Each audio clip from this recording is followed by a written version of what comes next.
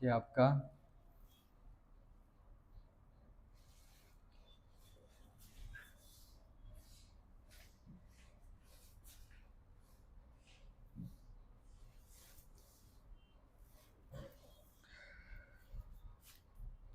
क्योंकि आपको पता है कि आपकी टारगेट ऑडियंस कौन सी है, तो आप राइट प्लेसमेंट पे मार्केटिंग करोगे तो आपका मार्केटिंग बजट है वो ज़्यादा आप अच्छे से यूटिलाइज कर पाओगे। तो आप अपनी लोअर वेस्ट मतलब वेस्ट बचा सकते हो ताकि आपको प्रॉपर आरओआई मिल सके, राइट। डिजिटल मार्केटिंग का सबसे बड़ा बेनिफिट है कि आप ईच एंड एवरीथिंग ट्रैक कर सकते हो। आप अपने एंटायर यूज़र्स की जर्नी को ट्रैक कर सकते हो ताकि आपको पता चले कि मैं अगर मार्केटिंग कर रहा हूँ तो अगर कोई ऐसा भी ना हो कि कोई ऐसा यूज़र्स आए जो मार्केटिंग मतलब ऐसे यूज़र्स के लिए मार्केटिंग करूँ जिसकी मैं जर्नी भी ट्रैक नहीं कर पाऊँ। अगर गलत जगह पे मेरा मार्केटिंग एक्टिविटीज़ हो रहा है या यूज़र्स गलत जर्नी परफॉर्म कर रहे हैं मेरी वेबसाइट पे, तो मुझे ये आइडिया आ सकता है कि with the help of marketing अगर मुझे ईच एंड एवरीथिंग मेरे को प्रॉपरली ऑप्टिमाइज है मेजर कर सकते हो ट्रैक कर सकता हो, तो मैं पता चल सकता है कि मुझे मेरी वेबसाइट में आगे किस तरीके के यूज़र्स को रिटेन करने के लिए या उसको अटेंशन ग्रैब करने के लिए किस तरीके की एक्टिविटीज़ करनी चाहिए। तो वो सारी चीज़ें अगर आपके पास मेजरमेंट है यूज़र्स का, गूगल एनालिटिक प्रॉपर सेटअप है, माइक्रोसॉफ्ट क्लैरिटी प्रॉपर सेटअप है, this are the marketing tools जो आगे कवर करेंगे। एंड सर्च कंसोल, तो आप ईच एंड एवरीथिंग अपनी वेबसाइट को प्रॉपर ऑप्टिमाइज करोगे तो आपको यूज़र्स आपकी वेबसाइट पे स्टे कर सकता है, ठीक है। एसेट की फास्ट फीडबैक अभी एंड टेस्ट एंड स्केल, मतलब फास्ट फीडबैक अगर आपने कुछ चीज़ें पोस्ट की है तो आपको with in a fraction of time अगर वायरल हो गए तो अच्छे से फीडबैक भी मिल सकते हैं।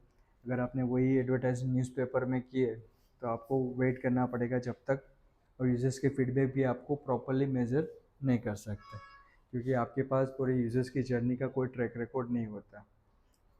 ट्रेडिशनल मार्केटिंग हम मेजरली जब बड़ी बड़ी कंपनियाँ यूज़ करती है just for the brand awareness purpose के लिए करती है।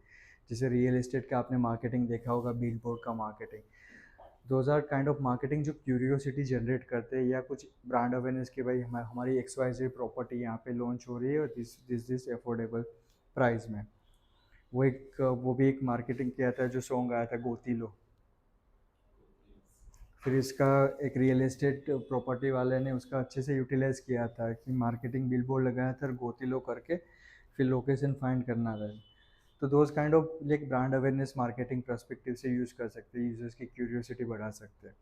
But with for our business digital marketing हम इसलिए यूज़ करते हैं, कॉस्ट इफेक्टिव होता है, राइट ऑडियंस तक हम पहुंच सकते हैं और अच्छे से हमारी यूज़र्स की जर्नी को ट्रैक कर सकते हैं, उसको रीटारगेट कर सकते हैं ताकि हमें कम पैसों में अच्छा आरओआई हम मिल सके। क्लियर?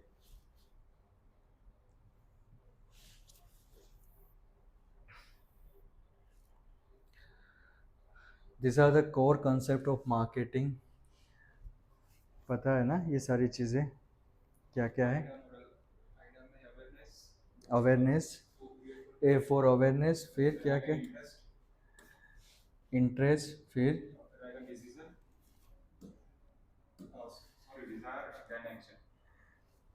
से रिपीट करिए। अवेयरनेस, हम्म हम्म, फिर S T P,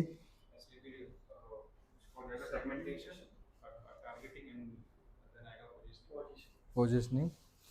so as I said कि डिजिटल मार्केटिंग में सबसे मेन इंपॉर्टेंट चीज़ होती है आपके आपको यूजर्स को समझना रहता है, बाहर की पर्सना को समझना रहता है, उसकी जर्नी को समझना रहता है, वो कैसे आइडेंटिफाई करे। तो ये बेसिक कंसेप्ट है कि एडा S T P and buyers journey. तो यहाँ पे हम बात करते हैं कि हर एक कोर मॉड्यूल में क्या होता है।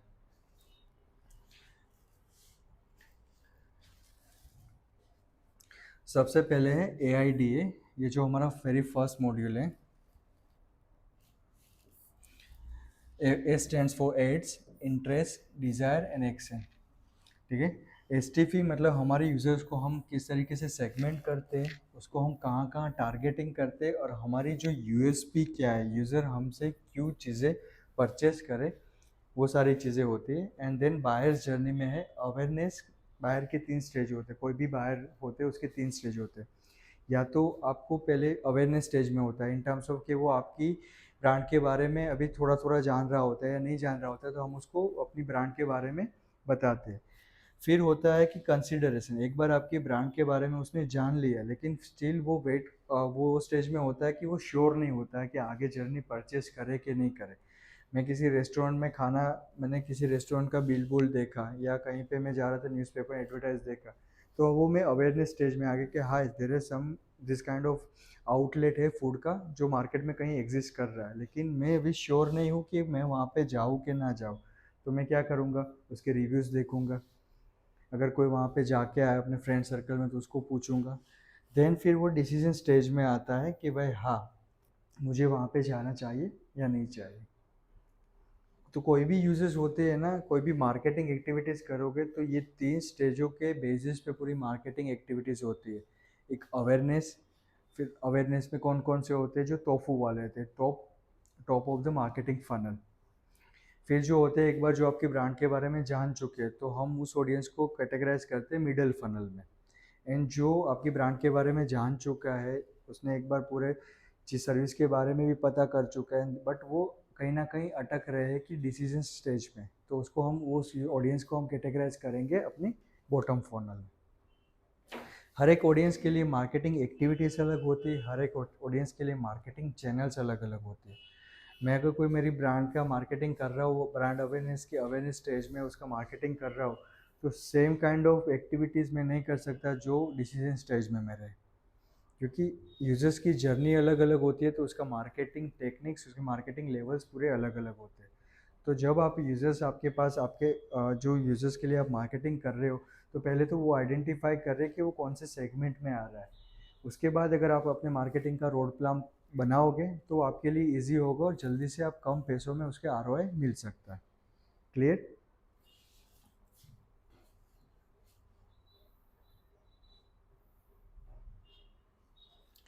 अभी यहाँ पे एक विथ एग्जांपल हम देते हैं कि एरा का मीनिंग किस है। जैसे कि बिलबोर्ड मार्केटिंग है, ठीक है। बिलबोर्ड मार्केटिंग आपने कहीं पे देखा, तो ए स्टैंड्स फॉर अटेंडेंस, अटेंशन, कि भाई आपकी एडवर्टाइज देखने में, क्योंकि सबसे पहले आप इंस्टाग्राम पे कहीं पे स्क्रॉल करते हो, जब स्क्रॉल करते हो कोई इमेज कोई वीडियो आपको अच्छी लगती है तब जाके आपके रुक के बाकी का कंटेंट देखते हो, क्योंकि इमेज ही फर्स्ट चीज़ ऐसी होती है कि वो आपको डिसाइड करता है कि यूजर्स इस पर टिकेगा या नहीं टिकेगा। राइट, आप स्क्रॉल कर रहे हो इंस्टाग्राम पे, कुछ इमेज सिर्फ नॉर्मल कंटेंट लिखा हुआ आ रहा है, एक इमेज है उसमें सिर्फ कंटेंट कंटेंट कंटेंट है, तो क्या आप स्क्रॉल करके वेट करोगे? आप जाने दोगे, राइट। बट उससे जगह कहीं ये छोटी सी अट्रैक्टिव इमेज आएगी जो क्यूरियोसिटी जनरेट कर रही है, तो आप देख एक एक सेकंड रुक के देखोगे कि हाँ ये किसके रिलेटेड है, राइट। तो सबसे पहला यूजर्स का अटेंशन हमें ग्रैब करना होता है। अब ये हो गया कि ऑफलाइन वर्ल्ड में ट्रेडिशनल मार्केटिंग में, बट हमारे में क्या होता है कि जो हमारा अटेंशन ग्रैब करने के लिए हम जो इंस्टाग्राम पे या कहीं पे मार्केटिंग कर रहे इमेज होती है या फीचर्स इमेज होती है, वीडियोस होते हैं, वीडियोस में भी वीडियोस की स्टार्टिंग की 3 सेकंड डिसाइड करते हैं कि यूजर्स पूरा वीडियो देखेगा कि नहीं देखेगा, ठीक है। तो यूजर्स का अटेंशन ग्रैब करोगे तब जाके ये यूजर्स बाकी के स्टेज पे आप उसका मार्केटिंग कर पाओगे। क्लियर? तो ये एडवर्टाइजमेंट यहाँ पे जो ये प्रॉपरली यूजर्स का अटेंशन ग्रैब कर रहा है कि भाई हाँ ये किसी ये ऐड है तो किसी क्या बोलते हैं कि in terms of animal related, pet related या उसके रिलेटेड या उसकी कुछ चीज़ों के बारे में जानकारी देने के लिए एडवर्टाइज है, राइट। फिर होता है कि यूजर्स का इंटरेस्ट, अपन ऐसा हो तो एक ऑनलाइन एडवर्टाइज देख लेते हैं जो रियल टाइम एडवर्टाइज है।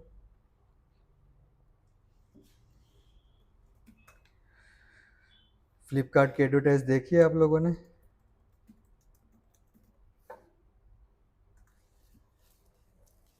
फ्लिपकार्ट की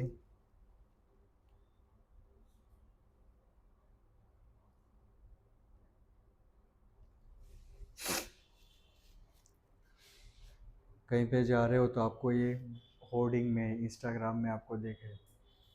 तो इसमें जो हमारे स्टेज के हिसाब से आप बताओ, जो एग्जिस्टिंग स्टूडेंट है जो जिसने एक्सपीरियंस कंप्लीट कर ली, कि किस तरह के अटेंशन किस तरीके से ग्रैब किया है, इंटरेस्ट क्या है एडा के मॉड्यूल के हिसाब से। ये भी अटेंशन ग्रैब कर रहा है, अमिताभ बच्चन की जो वेल नोन सेलिब्रिटी है। हम्म। ओके। फिर CTR कौन सा है?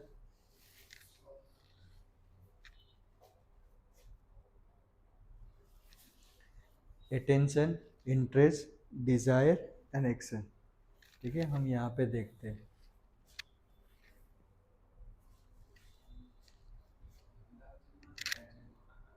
अटेंशन तो मिल जाए, वो तो सबको पता है, अटेंशन तो लीजेंड, कोई भी सेलिब्रिटी रखोगे अटेंशन मिल जाएगा। इसमें भी सेलिब्रिटी है।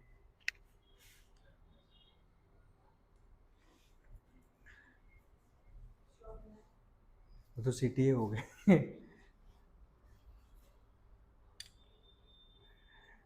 आप अपने बिजनेस के लिए आपने जो भी वेबसाइट बनाई है उसकी जब आप मार्केटिंग करोगे, बैनर बनाओगे, कहीं पे इंस्टाग्राम पे पोस्ट करोगे, तो ऐसे ही कंटेंट लिख दोगे, ये मेरी प्रोडक्ट है, इसके ये प्राइस है, ऐसे ही लिख दोगे। क्योंकि तो बाकी जैसे नॉर्मल एडवर्टाइज करोगे कि भाई मेरी प्रोडक्ट डाली, टाइटल डाला, डिस्क्रिप्शन डाला, शॉप नाउ बटन डाला, यूज़र रुकेगा, परचेज करेगा। आप जिम के लिए एडवर्टाइज बनाओगे तो किस तरीके से बनाओगे? मशीन रख दिया, टाइम लिख दिया, टाइटल लिख दिया, डिस्क्रिप्शन लिख दिया, तो आप आइडेंटिफाई कैसे करोगे कि मुझे मेरे यूजर्स के लिए क्या क्या चीज़ें दिखानी है? यूज़र का अटेंशन कैसे ग्रैब करोगे, उसमें इंटरेस्ट कैसे जनरेट करोगे, उसको डिसीजन स्टेज तक कैसे लाओगे?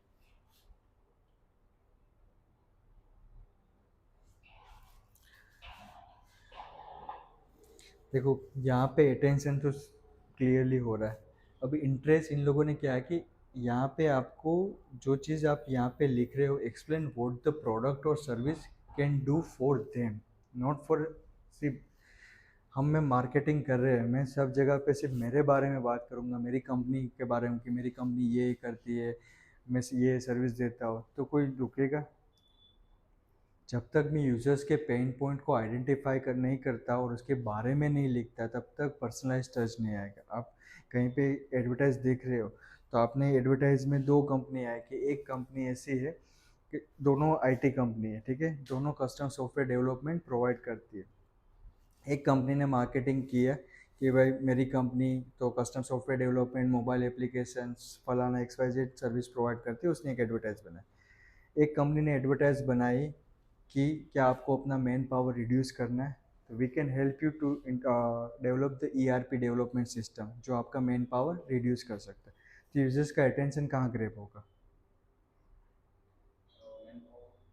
हाँ, क्योंकि हम यूजर्स के बारे में बात कर रहे हैं, क्योंकि लोगों को लोग आपसे तब तक नहीं खरीदेंगे जब तक आप उसके पर्सनलाइज टच नहीं, क्योंकि वहाँ पे मेरे को पर्सनल, क्योंकि वो एडवर्टाइज फिर वो उसी को दिखाएगा जिसको ERP डेवलपमेंट की रिक्वायरमेंट होती है। तो काफ़ी सारे, क्योंकि अटेंशन ग्रेब लाइन क्या हुई कि do you want to 2x your outcome और do you want to 2x your revenue, then we are here to help you to develop a custom software development software for you. क्योंकि मैं किसी के बारे में बात कर रहा हूँ कि आपको आपका रेवेन्यू बढ़ाना है, तो आप हमारे पास है, ना कि मैं कस्टम सॉफ्टवेयर डेवलपमेंट बना रहा हूँ उसमें ये चीज़ें मैं आपको दे रहा हूँ। तो जब तक आप यूज़र्स का अटेंशन ग्रैब नहीं करोगे, आप यूज़र्स के बारे में बात नहीं करोगे, उसके पेन पॉइंट के बारे में बात नहीं करोगे, तब तक नो वन इज़ इंटरेस्टेड कि आपसे वो चीज़ें परचेस करें। तो जब भी आप कोई जिम सर्विसेज के एडवर्टाइज बना रहे हो, आप होटल के एडवर्टाइज बना रहे हो, तो पहले भी बताया था कि आपको ये सर्विस में से यूजर्स को क्या मिलेगा वो आपके बात करनी पड़ेगी। मेरी जिम सर्विस आप लोगे तो आपको ये बेनिफिट मिलेगा, आपके हेल्थ में ये बेनिफिट मिलेंगे। आप मेरी रूम सर्विसेज मतलब मेरे से रूम परचेज रेंट पे लेते हो तो आपको ये फैसिलिटीज़ मिलेगी, तो यूज़र आपके पास आएगा। अदरवाइज फिर ऐसे एडवर्टाइज देगा कि ये रूम है, इसमें इतनी कॉस्टिंग है, तो यूज़र इंटरेस्टेड नहीं है, नहीं रहेगा। तो यूज़र्स ऑलवेज चाहता है कि आप उसके बारे में बात करो, तब जाके, क्योंकि वो पर्सनलाइज टच आता है, ठीक है। तो जब भी आप एडवर्टाइज बनाओ तो वहाँ पे ये लिखो कि भाई यूज़र्स को उसमें से क्या बेनिफिट मिलेंगे, तो यूज़र्स रुकेगा। यहाँ पे होर्डिंग की एडवर्टाइज देखी कि 2 BH luxuries home, normal advertise हो गई, राइट। उसकी जगह पे वहाँ पे एक एडवर्टाइज देखी थी कि luxury is not necessity, crown is, ऐसा कुछ था, रुको दिखाता हूँ, स्क्रीनशॉट लिया हुआ है शायद। रियल एस्टेट की एडवर्टाइज थी जहाँ पे उसमें लिखा था कि आप हमसे अगर खरीदते हो तो आपको क्या क्या बेनिफिट हमसे मिलेगा, और ये आपको वहाँ पे क्या क्या फैसिलिटीज़ मिलेगी, रादर देन जस्ट कि भाई आपको 2 BH के फ्लैट है ये एरिया में है। तो मार्केटिंग ऑलवेज उस तरीके से होना चाहिए कि यूज़र्स के बारे में बात कर रही है कि यूज़र्स को उसमें से क्या बेनिफिट मिलेगा, तब तक वो, मतलब तब तक वो पर्सनलाइज टच नहीं होगा, राइट।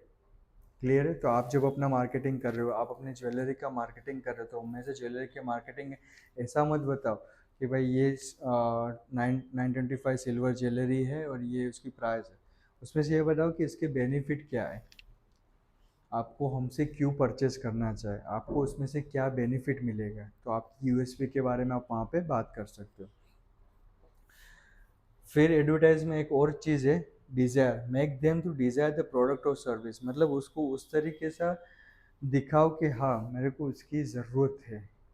अगर मैं पेन पॉइंट के बारे में अगर बात नहीं करूँगा तो तब तक यूजर्स को लगेगा कि नहीं कि भाई मुझे इसकी ज़रूरत है, राइट। तो ऑलवेज, क्योंकि ये दोनों कनेक्टेड है, क्योंकि आप यहाँ पे जो जिस कंटेक्स्ट में बात करोगे उसी कंटेक्स्ट में यहाँ पे चीज़ें डिज़ायरेबल, मतलब वो इम्पेक्ट करेगा। क्लियर, समझ में आ रहा है। एंड एक बार अटेंशन ग्रैब कर लिया, उसके बाद आपने उसके बारे में बात कर ली, उसके बारे में आपने थोड़ा सा और उसको पर्सनली टच करके दे दिया कि भाई अगर आप ले रहे 20% ऑफ है या सर्टन चीज़ें आप ऑफर दे रहे हो, फिर शॉप नाउ बटन या जो भी आपका CTA होता है, वो सारी चीज़ें neat and clean, clear and cut होनी चाहिए। अगर ये एग्जांपल की बात करें, अटेंशन ग्रैब कर लिया, ठीक है। यहाँ पे उन्होंने डिज़ाइन लेके एक super brands and super prices short में लिखा हुआ है, एंड ये पूरा CTA आ गया, ठीक है। अब ये बड़ी बड़ी कंपनियां होती है ना, उसको इतने इन डेप्थ लेवल की मार्केटिंग की ज़रूरत नहीं होगी, क्योंकि एक बार उसकी ब्रांड बन चुकी है। लेकिन हम जो बिज़नेस कर रहे हैं, हम जिस क्लाइंट के लिए बिज़नेस करेंगे या मार्केटिंग करेंगे, those are new to the market, तो उसको एकदम बेबी स्टेप से, बेसिक लेवल से मार्केटिंग करने की ज़रूरत होती है। जैसे लास्ट टाइम मैंने बताया था कि सिंबल मार्केटिंग के साथ साथ उसके सिंबल्स भी, लोगोस भी चेंज होते हैं। पहले नाइकी का लोगो था टिक मार्क और फिर नाइकी लिखा हुआ आता था, ठीक है। नाइकी ने इतना ब्रांड अवेयरनेस हो गया, ब्रांड मार्केटिंग हो गया कि आप सिर्फ सिंबल देख के पहचान सकते हो, बता देते हो कि ये नाइकी की ब्रांड की एडवर्टाइज होगी, राइट। एडिडास का पहले सिंबल कैसा था, ऊपर सिंबल था और नीचे एडिडास लिखा हुआ था, धीरे धीरे एडिडास नीचे से रिमूव कर हो गया, सिर्फ सिंबल देख के। तो आपको अपने ब्रांड की उस लेवल, उस हद तक मार्केटिंग करनी पड़ेगी कि लोग आपको पहचान सकें। क्लियर।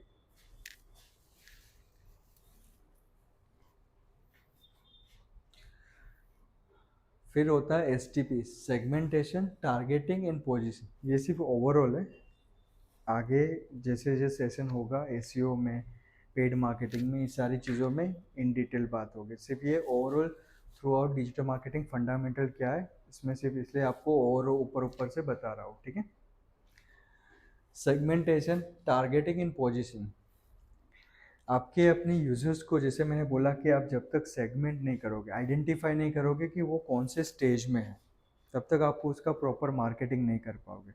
अब सेगमेंटेशन किस तरीके से कर सकते हो कि यूजर्स की नीड के हिसाब से कर सकते हो, या यूजर्स के इंटरेस्ट के हिसाब से कर सकते हो, या एज के हिसाब से सेगमेंट कर सकते हो, जेंडर के हिसाब से सेगमेंट कर सकते हो, वो आपके हाथ में होता है, राइट। तो जो यूज़र्स मेरे हैं कि मुझे किस लोगों के लिए बायर पर्सोना के मार्केटिंग करना है, उसका मुझे मेरे पास सेगमेंटेशन होना चाहिए कि मेरे ये जेंडर है, ये टारगेट कंट्री है, ये टारगेट ऑडियंस मेरी है इन टर्म्स ऑफ जियोग्राफिकल, डेमोग्राफिकल, वो सारी चीज़ें आपके पास रेडी होनी चाहिए, तब जाके आप उसका proper marketing road map plan बना सकते हो, वैसे उसको मुझे टॉप फनल में मार्केटिंग करना है, मिडल फनल में करना है, या बॉटम फनल में करना है। ठीक है, तो सेगमेंट आप कर सकते हो बाय नीड्स, उसके बिहेवियर के हिसाब से कर सकते हो। ठीक है, फिर हो गया टारगेट। एक बार मैंने पूरा सेगमेंटेशन कर दिया, अब मेरा टारगेटिंग स्ट्रॉन्ग होना चाहिए कि मुझे इसको दिखानी, इसको नहीं दिखानी। तो मैं कैसे कर सकता हूँ? तो वो सारा चीज़ आप पेड मार्केटिंग से ऑप्टिमाइज़ कर सकते हो कि किस तरीके से मैं प्रॉपरली टारगेट कर सकता हूँ यूज़र्स को, क्योंकि पेड मार्केटिंग में ऐसा होता है कि एक एक रुपीज़ की कीमत होती है। क्योंकि जब लोग आपकी एडवर्टाइज पे क्लिक करते हैं तो एडवर्टाइज के लिए सर्टन बजट गूगल ने एलोकेट किया होता है कि आपकी एक एडवर्टाइज पे अगर आप यूजर्स ने कुछ क्वेरी दी, नीचे आपकी एडवर्टाइज देखी, अगर यूजर्स ने क्लिक किया तो हर एक कीवर्ड का एक बजट डिफाइन होता है। मान लीजिए कि 20 रुपये है कि 100 रुपये है, जैसे ही कोई एंड यूज़र ने उस पर क्लिक किया तो क्लाइंट के अकाउंट से, मतलब जिसकी एडवर्टाइज दिख रही है उसके अकाउंट से 20 रुपये या 100 रुपये, जो भी गूगल ने वो पर्टिकुलर कीवर्ड का अमाउंट डिफाइन किया होता है, उसके अकाउंट से डिडक्ट होता है। तो प्रॉपरली आप भी जब एडवर्टाइज करोगे तो आपके लिए एक एक पेनी महत्वपूर्ण रहती है कि भाई आपके यूजर्स प्रॉपरली आप तक पहुंच रहे कि नहीं। तो वो टारगेटिंग आपका सही होना चाहिए। एंड लास्ट है पोजिशनिंग, मतलब कि आपकी यूएसपी, आपकी मार्केट में पोजीशन, आपसे ही लोग क्यों परचेस करें। मार्केट में काफ़ी सारे जिम सर्विसेज है, तो लोग इसके पास ही क्यों जाए। तो उसकी खुद की एक पोजीशनिंग होनी चाहिए, यूएसपी होनी चाहिए। वैसे जिस जिस किसी क्लाइंट के लिए मार्केटिंग कर रहे हो तो सबसे पहली चीज़ आपको ये पूछनी कि आपसे लोग परचेस क्यों करें, आपकी यूएसपी क्या है। There are 22,000 IT company in the Ahmedabad, तो सबकी अपनी यूएसपी होती है। कोई मजेंटो में एक्सपर्ट होता है, कोई डिज़ाइनिंग में एक्सपर्ट होता है, डिज़ाइनिंग सर्विस प्रोवाइड करने में, कोई वर्डप्रेस डेवलपमेंट में एक्सपर्ट होता है, कोई एसईओ में होता है। तो सबकी अपनी अपनी यूएसपी होती है। उसके बेसिस पे अगर आप मार्केटिंग करोगे तो अच्छे से आप प्रॉपर यूजर्स को मार्केटिंग करके आपको टारगेट कर, मतलब उसको ऑडियंस को ग्रैब कर सकते हो, आपको आरओआई प्रॉपर मिल सकता है।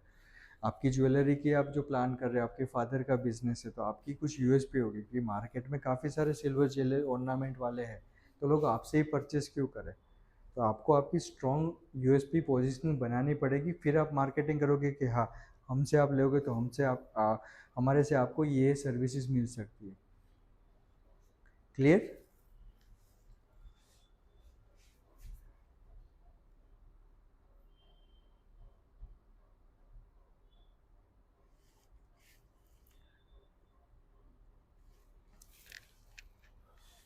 फिर एज आई सेड कि बायर्स की जर्नी के बारे में अवेयरनेस, मतलब सब कोई आपके ब्रांड के बारे में जान नहीं रहा होता, तो पहला आपका काम क्या होता है कि उसको आपकी ब्रांड के बारे में बताए। तो विचार जो भी यूजर्स होते हैं वो ये कैटेगरीज में आते हैं। फिर दूसरे क्या आते हैं, कंसिडरेशन, राइट, कि कंपेरिजन, मतलब ये मार्केटिंग किस तरीके से करते हैं वो लिखा है। कंसिडरेशन मतलब कि एक बार आपकी ब्रांड के बारे में जान गए लेकिन दे आर नॉट श्योर कि वेदर टू मूव अहेड, आपकी ब्रांड के साथ इंटरेक्ट करें, सर्विस परचेस करें, प्रोडक्ट परचेस करें, राइट। तो उसका मार्केटिंग देखो यहाँ पे लिखा है कि अवेयरनेस स्टेज में होते तो किस तरीके से मार्केटिंग कर सकते हैं, कि आप उसको ब्लॉग, शॉर्ट वीडियो, उस तरीके से आप उसको एजुकेट कर सकते हो, आपके ब्रांड के बारे में बता सकते हो। कंसिडरेशन स्टेज में होता है तो आप किस तरीके का मार्केटिंग कर रहे हो कि आप कंपैरिजन दिखा सकते हो दो सर्विसेज के बारे में, दो कंपनीज के बारे में, वेबिनार्स ले सकते हो, डेमोस ले सकते हो, ताकि वो ये स्टेज से फिर आगे वाले स्टेज में फॉल डाउन हो। ये जो मार्केटिंग एक्टिविटी है ना, सबसे ज़्यादा यूज़ होती है ईमेल मार्केटिंग में। ईमेल मार्केटिंग जब करते हैं तब हम यूज़र्स को अवेयरनेस स्टेज से लेके एडवोकेसी स्टेज तक पहुंचाते हैं, डिसीजन स्टेज तक। तो उसकी ईमेल की प्रॉपर सीक्वेंस बनाते हैं। जैसे कि मेरी कोई ब्रांड लॉन्च हो रही है, मैं सर्विस प्रोडक्ट लॉन्च कर रहा हूँ, तो मैंने आइडेंटिफाई कर लिया कि मान लीजिए कि मेरा ईआरपी डेवलपमेंट की एक सॉफ्टवेयर है। अब मुझे उन लोगों को टारगेट करना है, जैसे कि यूएस में जितनी हेल्थ केयर कंपनी है उसकी एचआर को मुझे, जो बड़ी बड़ी कंपनीज होती है उसको एचआर को मुझे टारगेट करना है, या तो फिर वहाँ पे जो डिसीजन मेकर्स थे जैसे सीईओ, सीएक्सओ, सीटीओ, उन लोगों को मुझे मेरी ईमेल सीक्वेंस भेजनी है। तो मैं पहले क्या करूँगा कि ईमेल की एक 5 ईमेल की एक सीक्वेंस बनाऊँगा, जहाँ पे ब्रांड अवेयरनेस से लेके एडवोकेसी स्टेज तक मैं अलग अलग ईमेल बनाऊँगा। ईमेल मार्केटिंग में सारा गेम होता है मैसेजिंग का। ईमेल मार्केटिंग में सारा गेम होता है मैसेजिंग का। अब ईमेल मार्केटिंग में इस तरीके से मैं कर सकता हूँ कि मान लीजिए कि पहले मैंने 100 लोगों को पहले जो भी डिसीजन मेकर है उसका लिस्ट मैंने ले लिया, whether it is the paid tool free tool कहीं से भी मैं डेटा परचेस कर लिया। फिर मैंने मार्केटिंग करने बैठ रहा हूँ। मैं मार्केटिंग में सीक्वेंस इस तरीके से बताया, पहले 100 लोगों को मैसेज भेजा, 100 में से अगर 20 लोगों ने मेरा ईमेल ओपन किया हुआ है तो 20 लोगों को ही 2 दिन बाद मेरा ये मैसेज जाना चाहिए, दूसरा ईमेल जाना चाहिए। जो 80 लोग हैं उसने मेरा ईमेल ओपन नहीं किया, उसको 2 दिन या 3 दिन के बाद मेरा वापस पहले वाला message with the A B testing जाना चाहिए, ताकि मैं, अब हो सकता है कि दूसरी बार message with the new headline AB testing के साथ भेज रहा हूँ तो हो सकता है उसमें से 10 आए, फिर वापस 70 बचे, उसमें से वापस मैं थर्ड सीक्वेंस करता हूँ। तो उस तरीके से हर एक यूजर्स को हम टारगेट करते हैं। अब जो पहले 20 लोग ओपन हुए उसको फिर मैं मेरे कंसिडरेशन स्टेज वाला ईमेल करूँगा कि आप एक भी ब्रांड के बारे में जान गए, अब आप हमारी केस स्टडी देखिए, हमारी सर्विस देखिए, हमारे क्लाइंट के मुंह से सुनिए कि हमें क्यों चूज़ करना चाहे। तो उस तरीके का करूँगा। फिर इन दी एंड मैं क्या करूँगा कि चलो आपने जान लिया, चलो अगर आप अभी हमसे ज्वाइन करते हो लेते हो तो आपको 20% ऑफ मिलेगा, 50% ऑफ मिलेगा। तो उस तरीके से पूरी ईमेल्स की सीक्वेंस बनाते हो। तो ये वाली स्टेज है वो हर एक मार्केटिंग, डिजिटल मार्केटिंग में तो यूज़ होता है, लेकिन ईमेल मार्केटिंग में हम उससे सबसे ज़्यादा इसका बेनिफिट लेते हैं। फिर आता है डिसीजन स्टेज, मतलब सामने वाला एक ऐसे स्टेज में कि वो कंफर्म नहीं कर पा रहा, तो हम क्या करते हैं, कुछ फ्री के आइटम दे देते या ऑफ रख देते, प्रोमो कोड देते, वाउचर देख देते, तो उस तरीके से हम उसको ग्रैब करते हैं। हाँ, लाइव डेमो देते हैं कि आप 30 मिनट का फ्री सेमिनार कर लो हमसे। या सास बेस्ड मॉड्यूल मेरा है, अब मान लीजिए कि मैंने ओला उबेर जैसे एक एप्लीकेशन बनाई है, अब यूज़र्स को मैंने ये 2 चीज़ कर लिया, लेकिन यूज़र्स तब तक वो, क्योंकि यहाँ पे दोनों चीज़ों में मैं सिर्फ अपने इमेज बता रहा हूँ या एप्लीकेशन के स्क्रीनशॉट बता रहा हूँ, बट यहाँ पे मैं क्या करूँगा कि अच्छा चलो आपको देखना है हमारी एप्लीकेशन, तो मैं 30 मिनट का लाइव डेमो दिखा सकता हूँ, उसको एनरोल करके पूरा जर्नी दिखा सकता हूँ कि आपकी एडमिन पैनल ऐसी रहेगी, यूज़र ऐसे राइड बुक कर सकते हैं, आपका डैशबोर्ड कुछ इस तरीके से दिखेगा। आप ऐसा हो तो 3 दिन तक हमारा टूल यूज़ करिए, फिर अगर आपको लगता है तो फिर अब हमसे परचेस करिए। तो फ्री डेमो भी दे सकते हो, इट्स अप टू यू कि आपका बिजनेस किस मॉड्यूल का है, right. And the very last is the advocacy, reviews, referral program, वो सारी चीज़ें आप दिखा सकते हो, और ये पूरी एंटायर यूजर्स की जर्नी को आप ग्रैब कर सकते हो। तो यूज़र्स के बारे में इसलिए इतना बता रहा हूँ कि क्योंकि अगर आपको पता नहीं होगा कि आपके एंड यूज़र कौन से कैटेगरी में फॉल डाउन करे, तब तक आप कोई भी रोड मैप प्लान बनाओ, आप फेल हो जाओगे। भले आप मार्केटिंग करोगे कि सर मैं कोई इतना मार्केटिंग कर रहा हूँ, इतना स्पेंड कर रहा हूँ, फिर भी मेरे को आरओआई नहीं मिल पा रहा, क्योंकि काफ़ी सारे क्लाइंट भी मेरे पास आते हैं कि उन्होंने 6 महीने से मार्केटिंग किया होता है लेकिन प्रॉपर आरओआई नहीं मिल पाते। क्यों? क्योंकि उसका सेगमेंटेशन ही प्रॉपर नहीं है, उसका टारगेटिंग ही प्रॉपर नहीं है। हर किसी को लगता है कि डिजिटल मार्केटिंग सीख के मैं मार्केटिंग कर पाऊँगा, लेकिन जब तक आप अपने यूज़र्स को समझोगे नहीं, बायर पर्सोना को नहीं समझोगे, तब तक आप मार्केटिंग एक्टिविटीज़ कोई भी आपको प्रॉफिटेबल नहीं मिलेगी। तो आप अपने बिजनेस के लिए कि कुछ किसी के लिए बिजनेस करते हो, सबसे पहले कोई चीज़ की मार्केटिंग करते हो, किसी क्लाइंट के लिए रोड में प्लान बनाते हो ना, तो ये सारी चीज़ें नोट पैड में या ऑन पेपर कहीं पे भी लिख लो कि भाई किस तरीके का मुझे मार्केटिंग करना है, उसको मुझे सेगमेंट किस तरीके से करना है, टारगेट कहाँ करना है, क्लाइंट की यूएसपी किस तरीके से है, एंड फिर मैं किस तरीके से उसको यहाँ से यहाँ तक लेके जाऊँ। रफ आइडिया भी होगा ना, क्योंकि इसके लिए मार्केटिंग अलग हो सकता है, जैसे डिजिटल मार्केटिंग में एसईओ है, सोशल मीडिया मार्केटिंग है, फिर इसके लिए मार्केटिंग अलग हो सकता है, इसके लिए मार्केटिंग अलग हो सकता है। डिसीजन स्टेज में है तो मैं उसको एसईओ से नहीं ले सकता, उसके लिए मैं व्हाट्सएप मार्केटिंग यूज़ करूँगा, ईमेल मार्केटिंग यूज़ करूँगा, तो हर एक स्टेज के मार्केटिंग चैनल्स भी अलग अलग होते हैं। तो जब तक आप ये आइडेंटिफाई नहीं करोगे, आप ये मेक श्योर नहीं कर पाओगे कि ये यूज़र्स को मुझे किस वे से अट्रैक्ट करना है या किस वे से उसका मार्केटिंग करना है। क्लियर?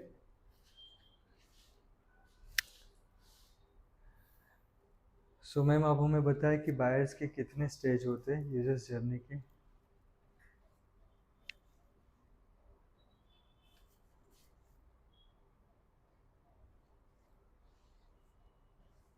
4 स्टेज होते हैं।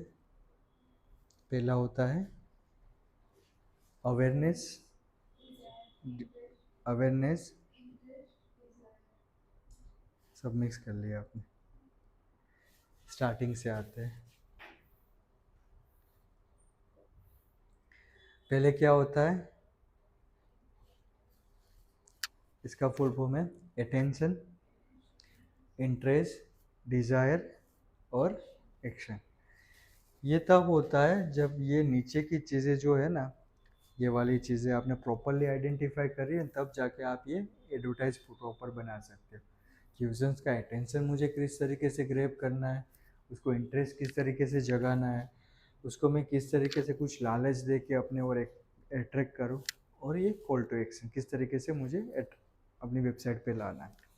ये तब कर पाओगे जब आपके पास ये सारी चीज़ें प्रॉपरली, यूजर्स का डेटा प्रॉपरली होगा कि वो कौन से सेगमेंट में है। ठीक है, सेगमेंटेशन आप कर पाओगे, उसकी यूजर्स के बिहेवियर के हिसाब से पूरा सेगमेंट करोगे, gender, male, female, demographic, geographic. उसके बाद उसका डिफाइन करोगे कि भाई टारगेटिंग मुझे कैसे टारगेट करना है, फिर पोजिशनिंग वे आपसे वो क्यों परचेस कर रहे हैं, आपकी खुद की यूएसपी क्या है। उसके बाद उसके 3 स्टेज को आइडेंटिफाई करना है। एक है अवेयरनेस कि कौन से स्टेज में ये यूज़र है, फिर कंसिडरेशन, फिर डिसीजन एंड फिर एडवोकेसी। क्लियर, समझ में आ रहा है। 4 स्टेज बाहर के होते हैं यूजर जर्नी के। अवेयरनेस, यहाँ पे मत देखिए, अवेयरनेस, कंसिडरेशन, फिर डिसीजन और एडवोकेसी। 4 स्टेज होते हैं। 4 स्टेज में आपको यूजर्स को मार्केटिंग सबका अलग अलग होता है। क्लियर है।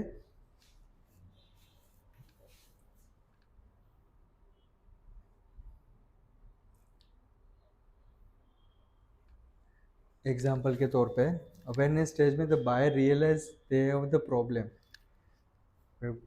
कस्टमर को पता चला है कि भाई मुझे ये प्रॉब्लम है, ठीक है, but they want to understand more about it. अब मैं कहीं पे मेरी ईआरपी सिस्टम मैंने बनाई है, ठीक है, मुझे प्रॉब्लम आइडेंटिफाई हो गया कि मेरा रेवेन्यू डबल नहीं हो रहा, कि भाई ये ईआरपी सिस्टम में इम्प्लीमेंट मेरे सिस्टम में ऑर्गेनाइजेशन में ला रहा हूँ, बट कहीं ना कहीं मुझे कुछ चीज़ें सर्टन लेवल पे फेस करनी पड़ रही है, स्टिल मेरा मेन पावर यूटिलाइज हो रहा है। तो वो मेन पावर प्रॉब्लम आइडेंटिफाई हो गई, लेकिन स्टिल मुझे ऐसी कंपनी से हेल्प चाहे कि जो मुझे इसमें और ज़्यादा हेल्प कर सके। तो ये स्टेज हो गए अवेयरनेस, मतलब यूजर पर्सपेक्टिव से बात कर रहे हैं, ठीक है।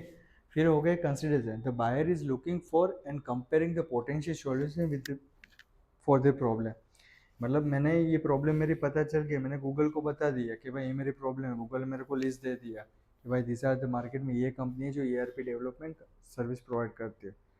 तो फिर मैं कंपेयर करूँगा एक दूसरे से, भाई कौन सी कंपनी अच्छी है, कौन से सॉल्यूशन मेरे लिए बेस्ट वर्क कर सकता है, मेरा बजट क्या है, उसके अकॉर्डिंग कौन सा फिट हो सकता है।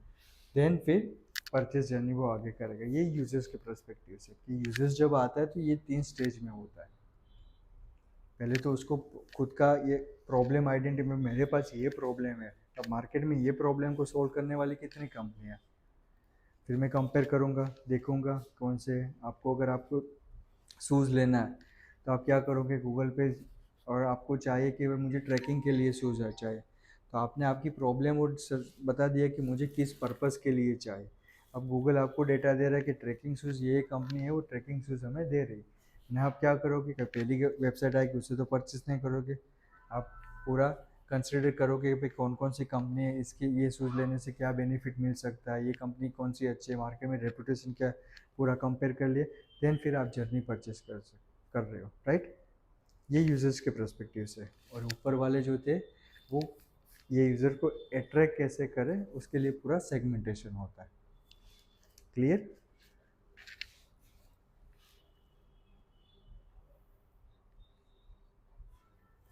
अभी एग्जांपल के तौर पे है कि फूड रिलेटेड एग्जांपल है, राइट।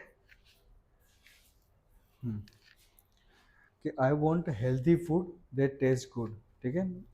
अब ये फूड रिलेटेड कोई कंपनी है जिसने अपना ये अब अभी आप अपने क्लाइंट के लिए भी बात कर सकते हो कि जैसे कि इनके स्पेसिफिक से बात करें कि भाई अहमदाबाद की जिम, अहमदाबाद में एक जिम सर्विसेज मतलब एक आउटलेट ओपन कर रहा है, राइट? तो उसके लिए डेमोग्राफिक्स कौन कौन से हो सकते हैं? कि उसके लिए डेमोग्राफिक ऑडियंस हो सकते हैं कि 18 प्लस है, वो उसका जिम ज्वाइन कर सकते हैं। अब वो स्पेसिफिक सर्विसेज कर रहा है कि कार्डियो रिलेटेड सर्विसेज प्रोवाइड कर रहा है, तो हर एक को कार्डियो की ज़रूरत नहीं होती। तो कार्डियोज के लिए उसकी टारगेटेड ऑडियंस अलग हो सकती है। फिर वेट गेन के लिए कोई आता है कि भाई मेरा वेट गेन करना है, तो उसके लिए अलग डाइट प्लान देगा, अलग सर्विसेज प्रोवाइड करेगा, उसके लिए एक्सरसाइज सारी चीज़ें अलग होगी। तो पूरा डेमोग्राफिक पूरा आइडेंटिफाई कर ले कि मेरे सर्विसेज के लिए मुझे किसको टारगेट करना है, वो सारी चीज़ टारगेट होगी। फिर उसके पेन पॉइंट को आइडेंटिफाई करो कि कोई आपके पास आ रहा है कि जिसको वेट गेन नहीं हो रहा है, तो वो कस्टमर का प्रॉब्लम हो गया कि उसको वेट गेन नहीं हो रहा है। अब ये बंदा क्या करेगा कि उसका जो भी प्लान बनाएगा, एक्सरसाइज का प्लान बनाएगा, डाइट मील का प्लान बनाएगा, वो इस हिसाब से बनाएगा, क्योंकि उसको उसकी प्रॉब्लम आइडेंटिफाई हो गई है। अब इसके पास प्रॉब्लम ही नहीं आते कि भाई वेट गेन करना है लेकिन यूजर्स को वो नॉर्मली डाइट प्लान दे रहा है, ये नॉर्मली एक्सरसाइज कर रहा है, तो क्या यूजर्स को आरओआई मिल पाएगा? यूज़र इससे भी सेटिस्फाइड नहीं कि भाई मैंने 6 महीने तो जिम की लेकिन मेरा वेट गेन नहीं हो रहा। तो सबके लिए प्रॉब्लम्स की पेन पॉइंट अलग अलग, किसी को वेट लॉस करवाना होता है तो उसके लिए उसको सेम प्लान तो आप नहीं दे सकते गेन हुआ, क्योंकि हर तरह से उसका शरीर और बड़ा हो जाएगा। तो सबकी प्रॉब्लम्स अलग अलग होती थी, तो उसकी प्रॉब्लम्स को पहले आइडेंटिफाई करना पड़ेगा। फिर उसके बाद गोल, ऑब्जेक्शन एंड डिसीजन क्राइटेरिया, कि भाई ये मैंने पेन पॉइंट कर दिया, फिर उसको मुझे किस वे में आगे लेके जाना है, वो सारी चीज़ें यहाँ पे। फिर अगर ये मार्केटिंग करना चाहते हैं तो कौन से चैनल इसको प्रेफरेबल रहेगी? अब आपके लिए जैसे कि मैं बी टू सी ब्रांड का मार्केटिंग करना चाहता हूँ और बी टू बी ब्रांड का मार्केटिंग करना हो, तो दोनों की मार्केटिंग चैनल अलग अलग रहेगी। बी टू सी के लिए ज़्यादातर ऑडियंस कहाँ मिलेगी? सोशल मीडिया पे कहाँ मिलेगी? फेसबुक एंड इंस्टाग्राम पे लिए मिलेगी। अगर मुझे प्रोफेशनल बंदों के साथ मतलब बी टू बी बिजनेस है, तो मुझे ज़्यादातर ऑडियंस कहाँ मिलेगी? लिंक्डइन है, ट्विटर है, राइट? तो मैं अगर कोई बी टू बी बिजनेस है और मैं फेसबुक इंस्टाग्राम पे मार्केटिंग कर रहा हूँ और मैं एक्सपेक्ट कर रहा हूँ मुझे आरओआई मिले, तो नहीं मिल पाएगा। और सेम लाइक मैं बी टू सी बिजनेस में ऐसी जगह पे कर रहा हूँ जहाँ पे प्रोफेशनल यूजर्स का एटमोसफियर है, तो देर आर रेयर चांसेस कि आपको वो आरओआई में कन्वर्ट हो सकता है। तो बिजनेस अकॉर्डिंग के हिसाब से आपको आपकी चैनल आइडेंटिफाई करनी पड़ेगी, कौन से चैनल पे। इस जैसे सोशल मीडिया का एग्जाम्पल है, वैसे हर एक में आपको आइडेंटिफाई करना रहेगा। ठीक है? सो इट मीन्स कि जो भी यूजर्स है ना, उसकी बायर पर्सोना आपको प्रॉपरली समझना पड़ेगा। क्लियर?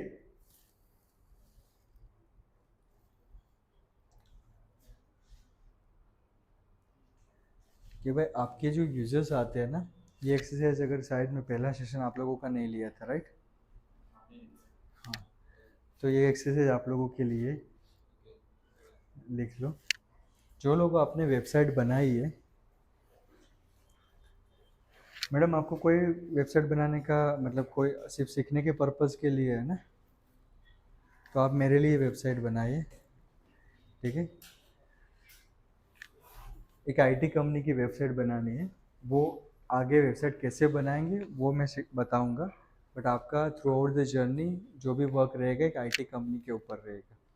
ठीक है?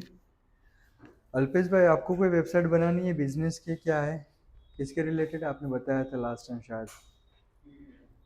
सॉरी, ह्यूमन ऑयल रिलेटेड है। तो आपको भी अपनी वेबसाइट बनानी रहेगी, तो आपके पास सबके पास एजेंडा है इनके अलावा, तो ये मेरी वेबसाइट बनाएगी। मैं एक आईटी का फॉर्म ओपन करना चाह रहा हूँ, कंपनी नेम लिख दिए जेस्ट 5, ZESTFIVE। ये सिर्फ आपको अभी बता रहा हूँ, बनाना आपको आगे, लेकिन मैं भूल जाऊँ तो उससे पहले। मेरा गोल है, I want to target the US based market.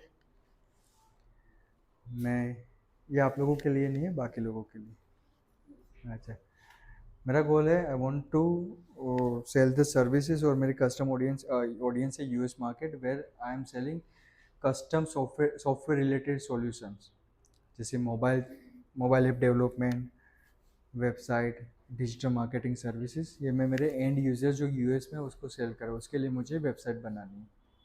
तो जो भी आप एक्सरसाइज करोगे, एसईओ की करोगे, सोशल मीडिया मार्केटिंग, वेबसाइट बनाओगे, वो सारी आपको ये सिनेरियो के बेस पे रहेगा।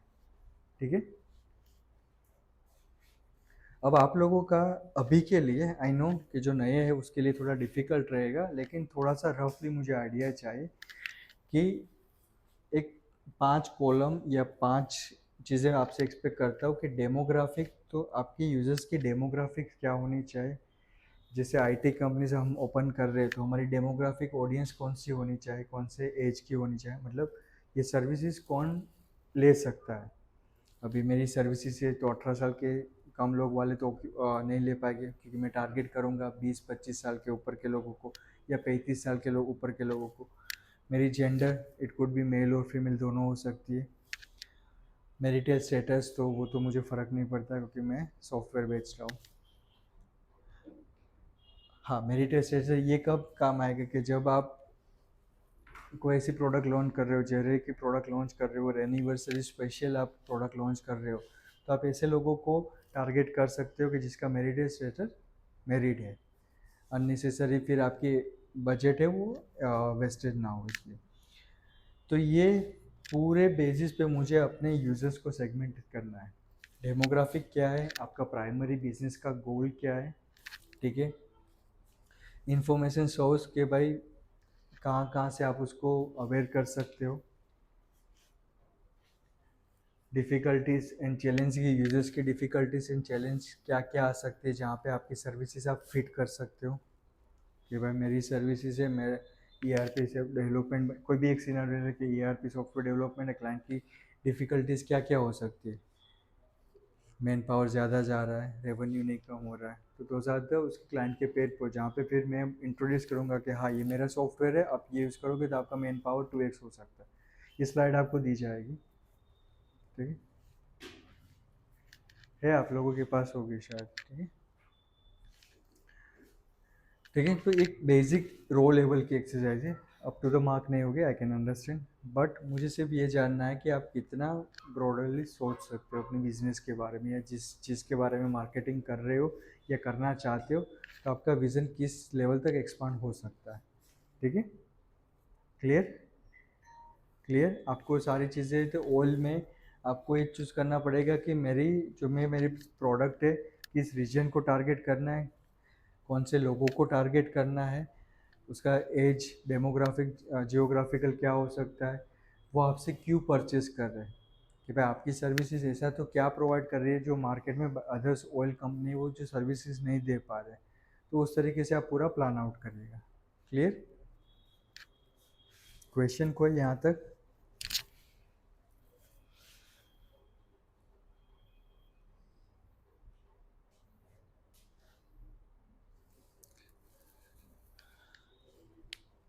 यहाँ तक चीज़ें समझ में आई? अल्पेश एंड वैसे गुड नेम तृप्ति, यहाँ तक चीज़ें समझ में आई? This are the just basic और फंडामेंटल। नेक्स्ट सेशन में विल डिस्कस वेबसाइट के बारे में, पूरा वेबसाइट बनाना सीखेंगे, तो next session will be 3 hour session रहेगा। ओके, थोड़ा सा ब्रेक ले लेते। ये वीक के सेशंस का प्लान आउट कर रहे हैं। तो ये वीक में मैंने प्लान किए 4 दिन लेक्चर का प्लान आउट किया है, और ये 2 घंटे का रहेगा, बाकी के 3 सेशन है 3-3 घंटे के रहेंगे। So are you guys comfortable with that? Morning time preferable है सबको?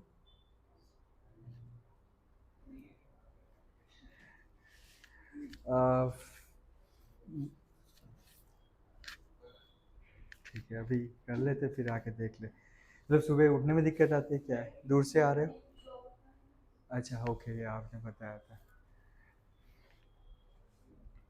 ठीक है ना, अपन को करना ही है ना, सुबह आराम से सो लेना ताकि फ्रेश माइंड से चीज़ें आए। तो ये वीक में सेशंस प्लान आउट है। वेबसाइट आप लोगों के रिपीटिव इसलिए, देखिए जो exam in the end of life जो आपके मार्क्स थे उससे मैं कहीं ज़्यादा एटलीस्ट 80+ एक्सपेक्ट करना चाहता हूँ। जो रिजल्ट आया है ना,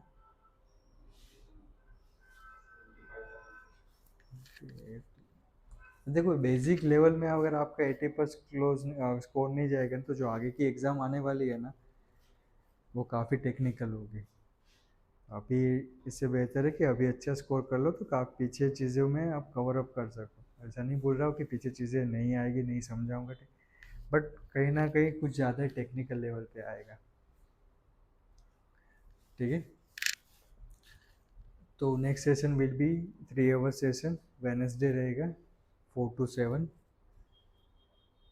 ठीक है, where we going to be learn related to website development, type of website किस तरीके से होते हैं, किस तरीके से सेटअप करना है वेबसाइट में, जो बेसिक्स रो चीज़ें होती है क्या क्या चीज़ें ध्यान में रखें, कंसिडरेशन क्या क्या करना है, एंड देन फिर आपको वेबसाइट बनाना स्टार्ट करना रहेगा। एंड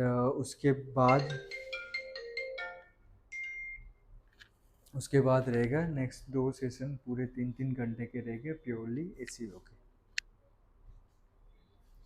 ठीक है, आप लोगों के, एक्सक्यूज मी, हेलो, हाँ,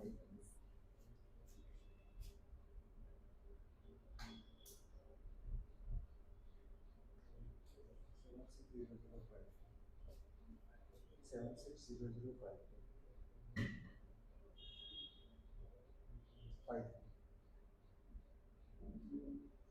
एक लेक्चर में आ चुका है, बहुत जल्दी है।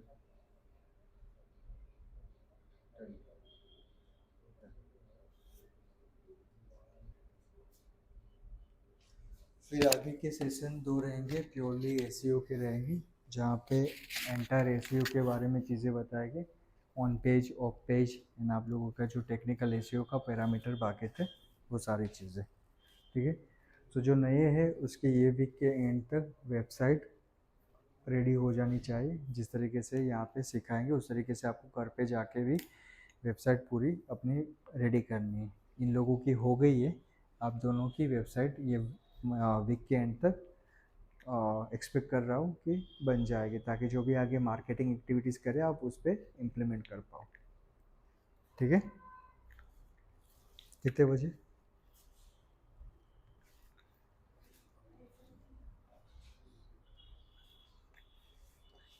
कंटिन्यू करना है ना आगे, आप लोगों को नहीं पूछ रहा।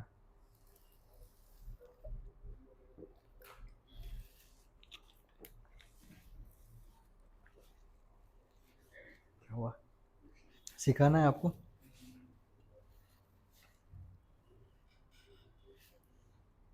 आप हंस रहे हो, जोक पास कर रहे हो तो मुझे भी बताना,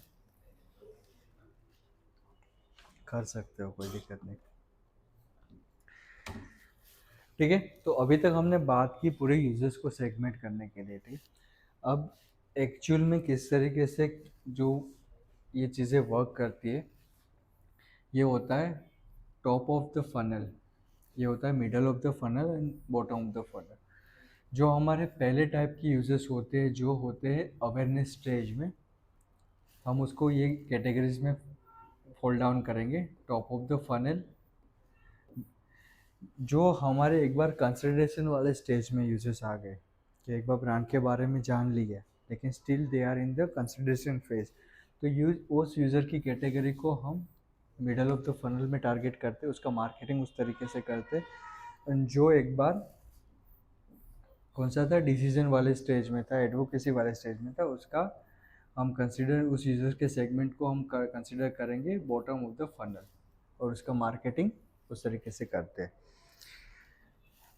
कोई भी जो अगर नई कंपनी होती है, जैसे कि हम आईटी कंपनी ओपन कर रहे हैं, तो पहले ये यूज़र्स को आइडेंटिफाई करेंगे कि भाई मेरे लिए ये टॉप ऑफ द फनल में कौन कौन लोग आ सकते हैं, कौन सी, मैं अगर ईआरपी डेवलपमेंट कर रहा हूँ और यूएस में एक नई ब्रांड के साथ जा रहा हूँ, तो मेरे तो सारे customer top of the funnel में ही आएंगे, क्योंकि मैं रिसेंटली लॉन्च कर रहा हूँ। तो फिर मैं मेरे यूज़र्स को जो मार्केटिंग एक्टिविटीज़ कराऊंगा, दिखाऊंगा, जो शोकेस करूंगा, उस लेवल की करूंगा कि जो फर्स्ट टाइम मेरी ब्रांड के साथ इंटरेक्ट हो रहे हैं, उसको मैं पहले से अगर यूएस में ऐसे जाओ फर्स्ट ब्रांड लॉन्च कर रहा हो, डायरेक्टली मैं उसके कस्टमर रिव्यू दिखाने लगूँ या मेरी सर्विस के बारे में बात कर रहा हूँ, उनको इंटरेस्टेड रहेगा? नहीं। पहले तो मैं क्या बताऊँगा कि मेरी कंपनी है, ये क्या क्या चीज़ें दे रही है इन टर्म्स ऑफ कि अवेयरनेस करूँगा। अब अवेयरनेस में डायरेक्टली ऐसा नहीं करूँगा कि मैं ये चीज़ें प्रोवाइड कर रहा हूँ। मैं किसी का कुछ पेन पॉइंट के साथ मार्केट में उतरूँगा कि भाई आपको क्या अपना रेवेन्यू 2x करना है, तो ये कंपनी है जो इस तरीके से कर रही है। तो भले ही किसी को अगर लेना है नहीं लेना है, लेकिन उसके सबकॉन्शियस माइंड में आ जाएगी कि जब भी मेरे को ईआरपी डेवलपमेंट करना है, ये एक कंपनी है जो मेरा मैन पावर इतना रिड्यूस करके मुझे इतना आरओआई दे सकती है। अवेयरनेस ऐसा इस तरीके से ना मत करना कि भाई जैसे आप जिम की एडवर्टाइज कर रहे हो तो ये मेरा मैक्स फिट जिम है और ये सर्विसेज कर रहा हूँ। अवेयरनेस कभी उस तरीके से मत करना। आप कस्टमर के पेन पॉइंट के साथ अवेयरनेस बढ़ाओ कि भाई मेरी सर्विसेज है, ये कस्टमर के ये पेन पॉइंट कर रहे हैं, तो तब जाके कस्टमर आपसे अट्रैक्ट होना स्टार्ट करेंगे।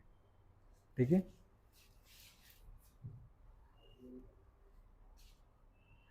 तो एज आई सेड कि हर एक चैनल का मार्केटिंग पूरा अलग अलग होता है। इसमें रील्स, शॉर्ट्स और एसईओ ब्लॉग के साथ हम मार्केटिंग कर सकते हैं। ये इन डिटेल में आगे कवर करूँगा कि किस चैनल में क्या क्या चीज़ें आपको मार्केटिंग करनी रहेगी। जैसे टॉप ऑफ फनल में है तो आपको क्या क्या एक्टिविटीज़ करनी रहेगी।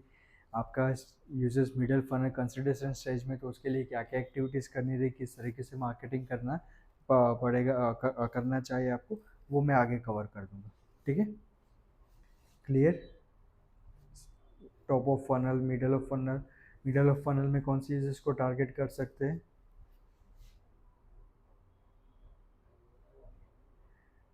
जो कंसिडरेशन स्टेज में होते हैं। टॉप ऑफ फनल में किसको टारगेट कर सकते हैं? जो अवेयरनेस स्टेज में होते हैं। एंड बॉटम ऑफ फनल में किसको टारगेट कर सकते हैं? जो डिसीजन स्टेज में होते हैं। क्लियर।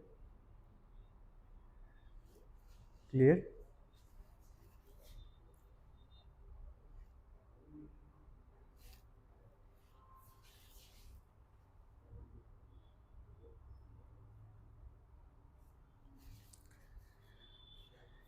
ये एक एग्जांपल है।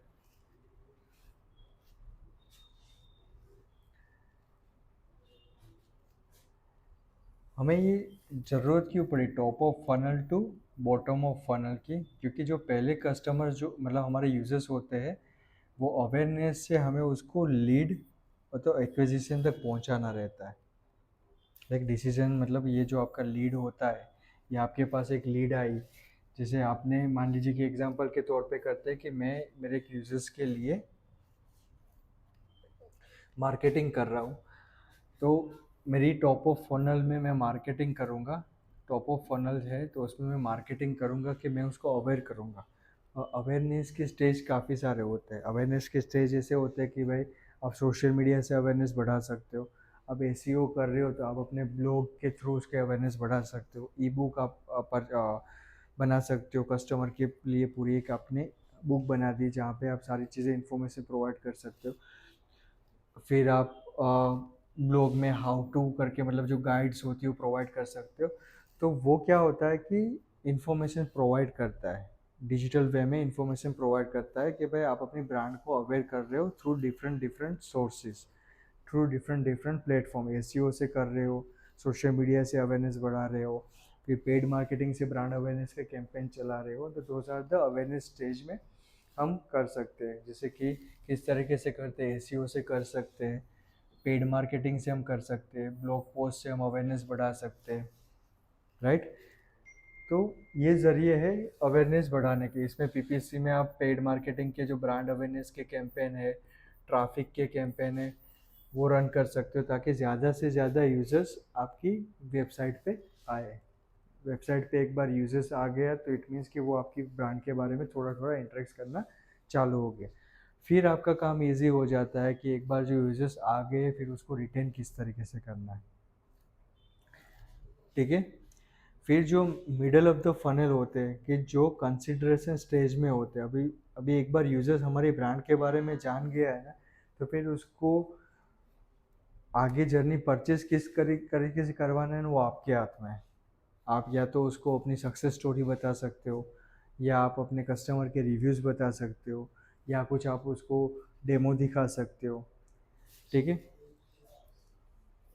तो आप क्या कर सकते हो, केस स्टडी, मतलब आपकी यूजर आपने सिमिलर ब्रांड के लिए, जैसे कि कोई यूजर्स आया जिसने ERP डेवलपमेंट सिस्टम सॉफ्टवेयर बनवाना है, तो मेरे एक XYZ क्लाइंट के लिए मैंने ERP सॉफ्टवेयर बनाया था, तो मैं यूजर की केस स्टडी ये वाले क्लाइंट को दिखा सकता हूँ, देखो आपकी जैसे क्लाइंट के लिए भी मैंने वर्क किया हुआ है, सेम इंडस्ट्री के लिए वर्क किया हुआ है।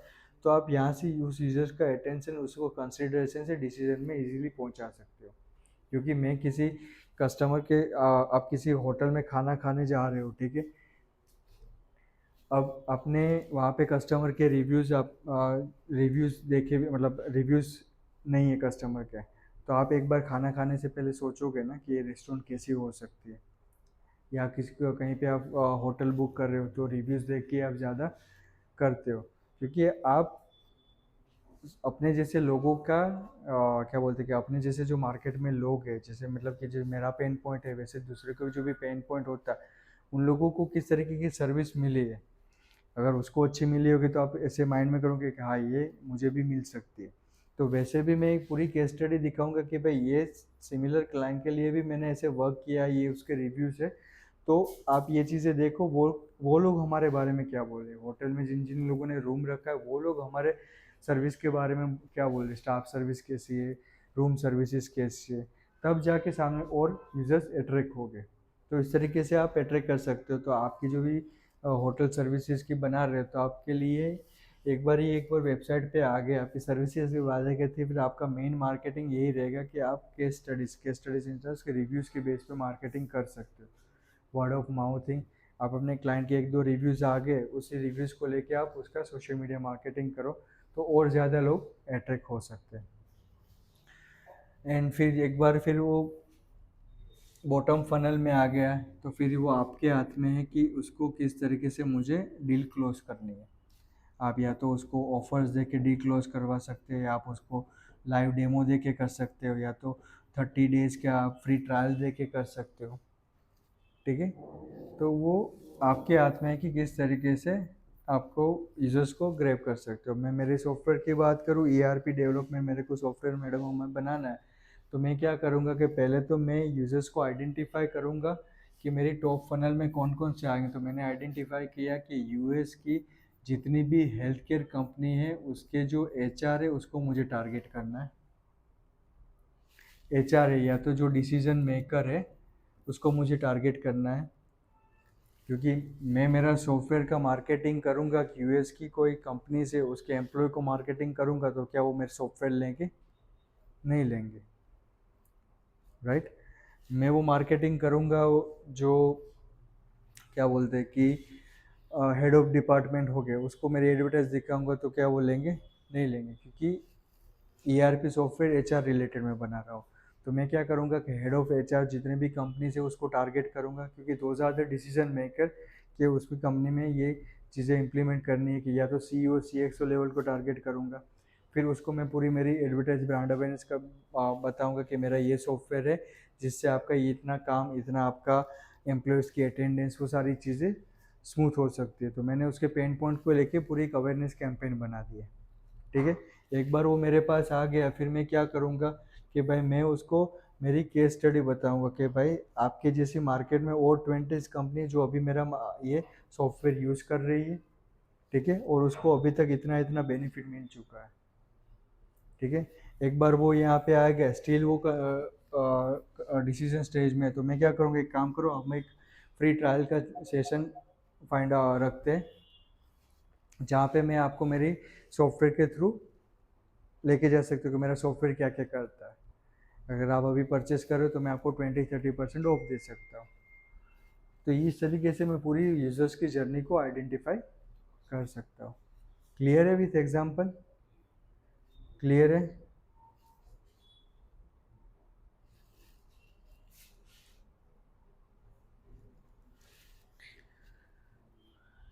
अब हर एक स्टेज में जो यूजर्स आते हैं उसके KPIs अलग होते हैं। KPI का फुल फॉर्म क्या है?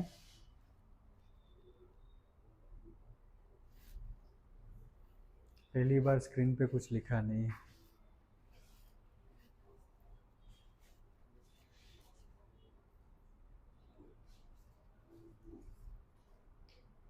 मन में बोल रहे हो थोड़ा यहाँ तक है, थोड़ा थोड़ा तो बाकी का मैं करेक्ट कर दूंगा।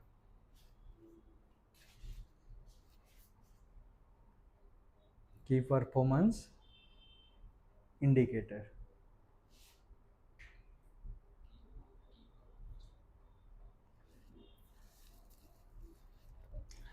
अब हर एक स्टेज जो होता है उसमें उसका आइडेंटिफाई मतलब की परफॉर्मेंस इंडिकेटर अलग अलग होता है। कि भाई जो मेरे अवेयरनेस स्टेज में है ना, तो उसमें मैं कंसिडर करूँगा कि कितने ज़्यादा लोगों तक मेरी एडवर्टाइज पहुँची, मतलब इम्प्रेशन इट मीन्स कि कितने ज़्यादा लोगों तक मेरी एडवर्टाइज सर्व हुई या मेरी ब्रांड पहुँची। ठीक है। फिर कितने लोग जितना ज़्यादा मेरी वेबसाइट के साथ एंगेज रहे, क्योंकि हर एक का देखो, हर एक मॉड्यूल होता है ना, उसका की परफॉर्मेंस इंडिकेटर होता है।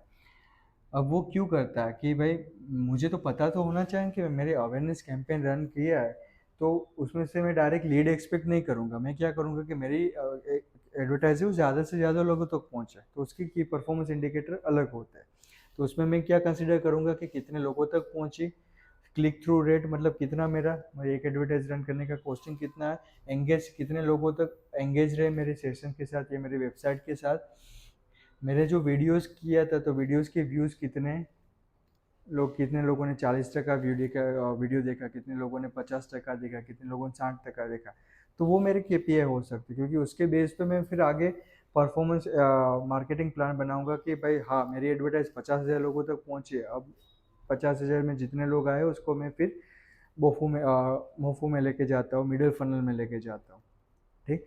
अब जो मेरे मिडल फनल में आ जाते हैं ना, तब मेरे केपीआई में ये ट्रैक चीज़ करूँगा कि मुझे लीड कितनी कन्वर्ट हो रही है, एमक्यूएल कितना है, कि मार्केटिंग क्वालिफाइड लीड तो आ रही है, 100 लीड आ रही है, लेकिन 100 में से आपके काम की मतलब मार्केटिंग क्वालिफाइड लीड कितनी है। मेरे पास सॉफ्टवेयर की इंक्वायरी आ रही है, लेकिन मेरे काम की लीड कितनी है। सॉफ्टवेयर तो काफ़ी सारे चाहिए, ईआरपी डेवलपमेंट रिलेटेड कितनी लीड आ रही है। अब मैं यहाँ पे अवेयरनेस में यहाँ पे भेजा तो ईमेल की ओपन कितने लोगों ने किया, कितने क्लिक किए, वो सारी चीज़ें की पैरामीटर मोफू में आते हैं। और एक बार ये वोफू में आ गए तो कन्वर्जेशन रेट कितना है, मुझे रिटर्न ऑन एड स्पेंड कितना मिल रहा है, रेवेन्यू कितना जनरेट हो रहा है, वो मेरे की परफॉर्मेंस इंडिकेटर होते हैं। ठीक है। KPI ladder, CTR, click through rate, ये सारी चीज़ें, return on invest cost per the click, customer acquisition code, वो सारी चीज़ें पेड मार्केटिंग में आएगी, कवर करूँगा। ठीक है। बट एक चीज़ याद रखना कि हर एक स्टेज में आपके क्लाइंट के, अरे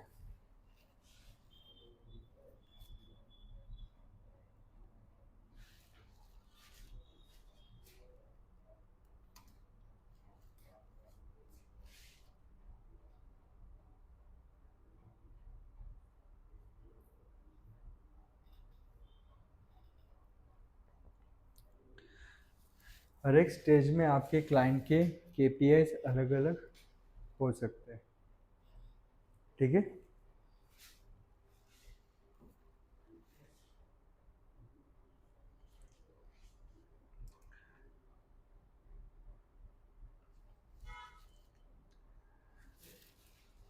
अब ये तो बात कर ली कि भाई हमारे यूज़र्स किस तरीके से आते हैं, किस तरीके से सेगमेंट करना है हमें।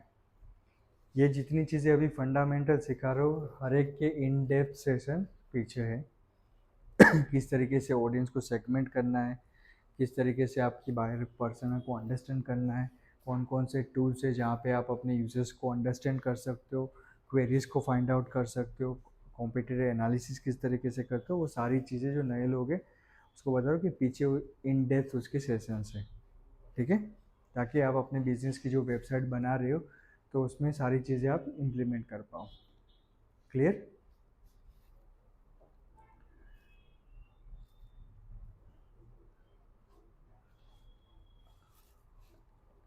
इसको मैं लाइव डेमो दिखाता हूँ। पहले थोड़ा सा आगे चले जाते हैं। Oh, very very, AI in the marketing. AI in the marketing किस तरीके से नाउअडेज पूरी गेम चेंज हो गई है with the help of AI. काफ़ी सारी चीज़ें काफ़ी लोगों के लिए इजी हो गई है, और काफ़ी लोगों के लिए जो लोग ऐसे थे कि कर रहे थे चल जाएगा, वैसे लोगों के लिए एआई खतरा रूप बन गया है। काफ़ी सारे लोगों की जॉब्स भी जा चुकी है ड्यू टू द एआई।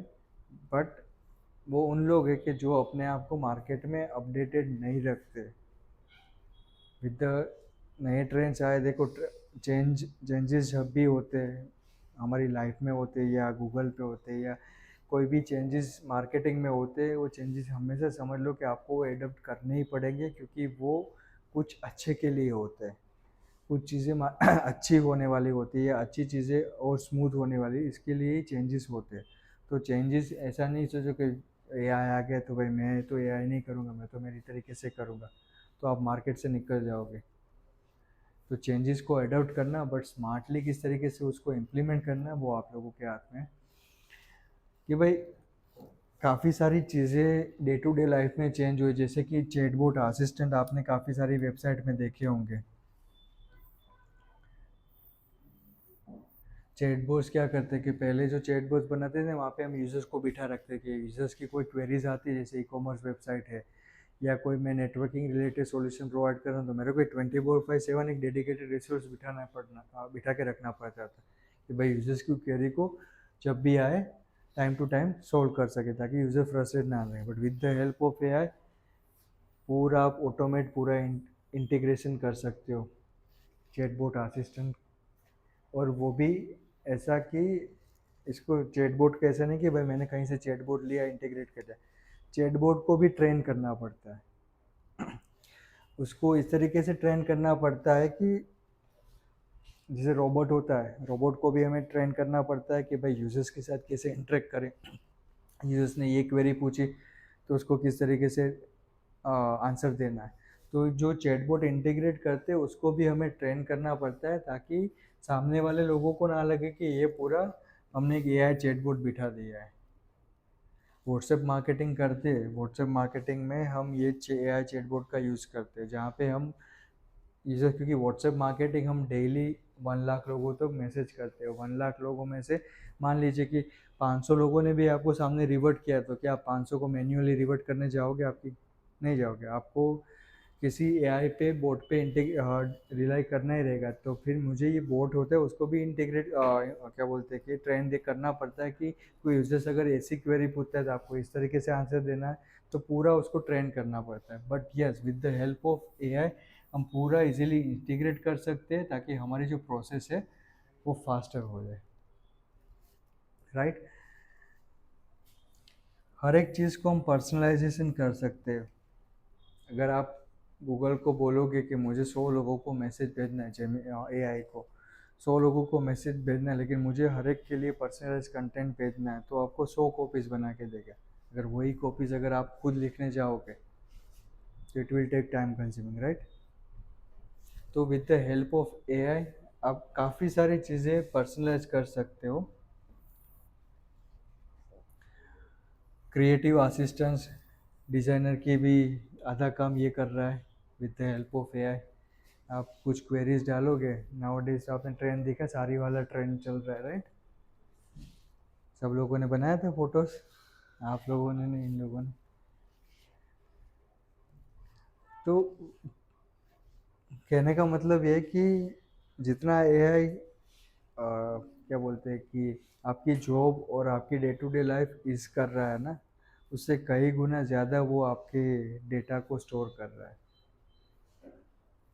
तो फोटोज़ वो सारी चीज़ें जब अपलोड करो न, तो पहले जस्ट फॉर द फन और ट्रेंड के साथ चलने के लिए इजी है, लेकिन मेक श्योर करना कि वो आपके काफ़ी सारे डेटा को गलत तरीके के लोग इस्तेमाल भी कर सकते हैं। तो कहने का तात्पर्य ये था कि क्रिएटिव असिस्टेंट मतलब कि काफ़ी सारी चीज़ें हमें वो with the help of AI कर सकते हैं। डिज़ाइन बना सकते हैं, एड कॉपीज़ बना सकते हैं, तो वो with the help of AI हम कर सकते हैं। प्रिडिक्टिव स्कोरिंग एंड बीडिंग भी कर सकते हैं। बीडिंग रिलेटेड अगर एप्लीकेशन बना रहे हो, या तो फिर मुझे बजट के लिए जाके मेरा इतना बजट है, और या तो पूछ सकते हो एआई को कि भाई मेरी एडवर्टाइज है और ये टारगेट ऑडियंस है, तो मुझे अप्रोक्स बजट कितना रखना चाहे। तो with the help of AI क्योंकि काफ़ी सारी चीज़ें आपके लिए स्मूथ हो गई है। तो जितना हो सके आप उतना मतलब सही तरीके से यूटिलाइज करो इसको। जैसे मैंने बोला कि auto reply with the WhatsApp bot, तो with the help of AI आप चैट अपनी वेबसाइट में भी इंटीग्रेट कर सकते हो। ये जेमिनाई चैट बोट तो चैट जीपीटी सब यूज़ कर रहे हैं, डे टू डे लाइफ में यूज़ कर रहे हैं।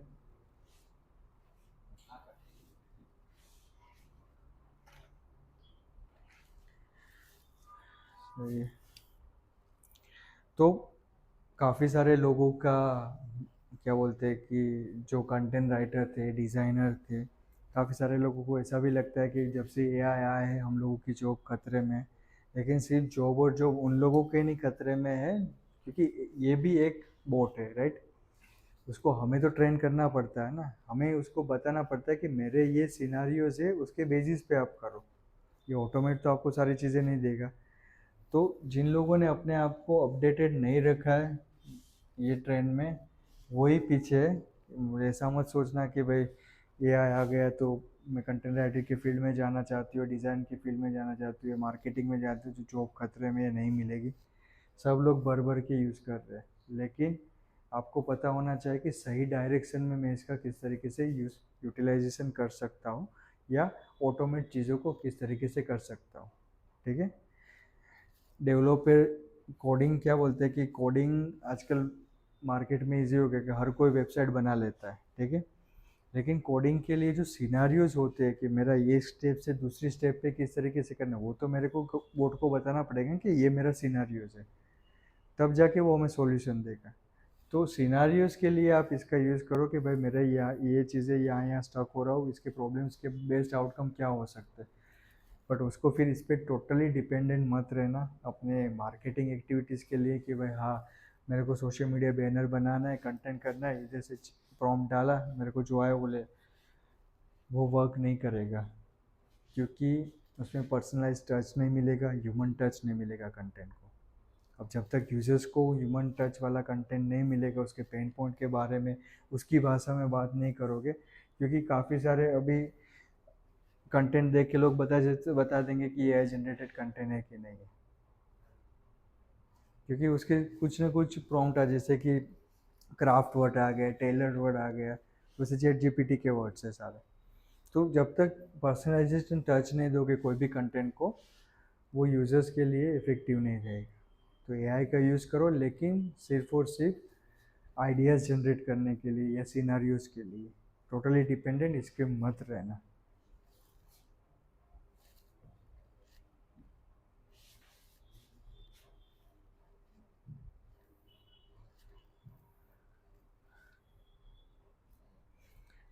और डिजिटल मार्केटिंग के अपकमिंग ट्रेंड्स क्या क्या हो सकते हैं। एआई वीआर के बारे में, एआर के बारे में सुना है आप लोगों ने। कुछ कंपनी ऐसी है, जैसे कि मुझे शूज़ परचेस करना है, तो वो शूज़ मेरे पैर पे या आउट कोई क्लॉथ परचेस, शर्ट परचेस कर रहा हो, तो with the help of VR वो हमें हमारा फेस के साथ दिखा सकता है कि वो किस तरीके से लग रहे हैं, मेरे पैर में वो शूज़ किस तरीके से दिखेंगे। देखा है कुछ वीडियोस वीडियोस देखे। हाँ, लेंस कार्ट है। तो this are the future of digital marketing के भाई, with the help of AR आगे जाके हर एक कंपनी ये चीज़ें, जैसे लेंस कार्ड जाओगे तो उसकी वेबसाइट पे आपको रियल टाइम में वो स्पेक्स आपके फेस पे कैसे दिखते हैं वो दिखा देते हैं।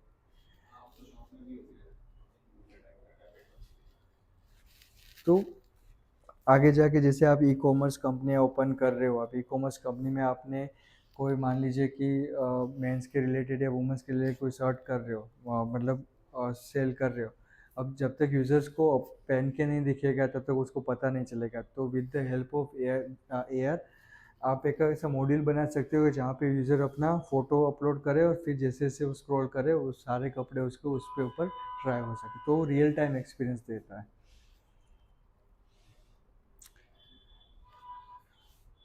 और काफ़ी सारी चीज़ें जैसे वॉइस असिस्टेंट हो गया, वो भी पूरा एक, अरे भाई चल, वॉइस असिस्टेंट, वॉइस सर्च हो गया। अब नाउ डेज ये जब से फीचर आया है मैं तो पर्सनली इसको यूज़ करता हूँ, कुछ चीज़ें सर्च करने में टाइप नहीं करता, मैं डायरेक्टली स्पीक पे प्रेस कर देता हूँ, क्योंकि वो यूज़र्स की लाइफ को थोड़ी आसान कर देता है। वैसे वेबसाइट में भी आप इसको इम्प्लीमेंट कर सकते हो, क्या क्या अभी काफ़ी सारी अमेज़ोन जैसी वेबसाइट है, अब आपको हर बार यूज़र्स की क्वेरी को यूज़र्स भी फाइंड आउट कर सके, तो आप वो सर्च का ऑप्शन रख दो कि यूज़र्स भाई इजीली फाइंड आउट कर सके। एआर का वो बोल दिया कि भाई जिस तरीके से डिजिटल मार्केटिंग ट्रेंड पूरा आगे चल रहा है कि भाई यूज़र्स को जेमिना है, आपकी फ़ोटो डाल रहे हो, आपको कैसे अलग अलग लुक में आपको दे रहा है। ठीक है, तो दिस आर द ट्रेंड्स है कि भाई मार्केट में आगे डिजिटल मार्केटिंग किस तरीके से आगे यूज़र्स के लिए ईज भी कर सकता है और उसको ख़तरे में भी डाल सकता है। इट्स अप टू यू कि किस तरीके से उसका ट्रेंड को लेके जा रहे हो। सही तरीके से लेके जाओगे तो आपके लिए बहुत बेनिफिशियल है। मेरे टाइम पे तो ये नहीं था, जब मैंने चालू किया था तब की बात कर रहा हूँ। ये जब सारी चीज़ें अभी 1 1.5 साल से ही आई है, chat GPT and all that, जब तक तो हम कंटेंट राइटर पे डिपेंडेंट रहते थे। भाई कंटेंट राइटर अभी भी रहते ही, क्योंकि ये इसमें से जो भी कंटेंट हम लेते हैं ना, फिर उसको हम कंटेंट राइटर को देते हैं, फिर उसको एक ह्यूमन टच दे कि पर्सनलाइजेशन फील हो कस्टमर को।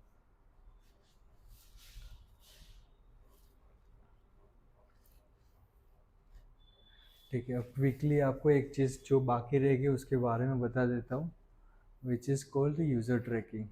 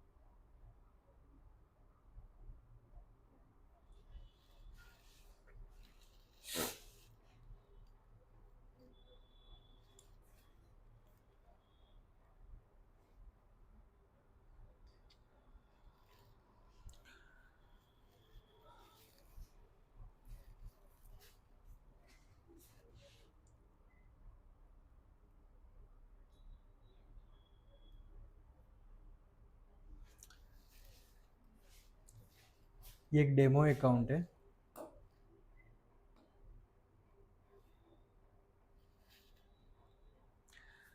जो यूज़र्स हमारी वेबसाइट, हमारी सोशल मीडिया प्लेटफॉर्म है, जहाँ पे भी हम मार्केटिंग कर रहे हैं, तो ये समझना क्यों ज़रूरी है मैं सिर्फ बता देता हूँ, ओवरऑल बता देता हूँ कि ये एक फ्री टूल है गूगल एनालिटिक में। वो ये टूल ऐसा है कि जो यूज़र्स आप लोगों से आपकी वेबसाइट के साथ जो इंटरेक्शन होते हैं, वो सारी चीज़ें यहाँ पे रिकॉर्ड होती है।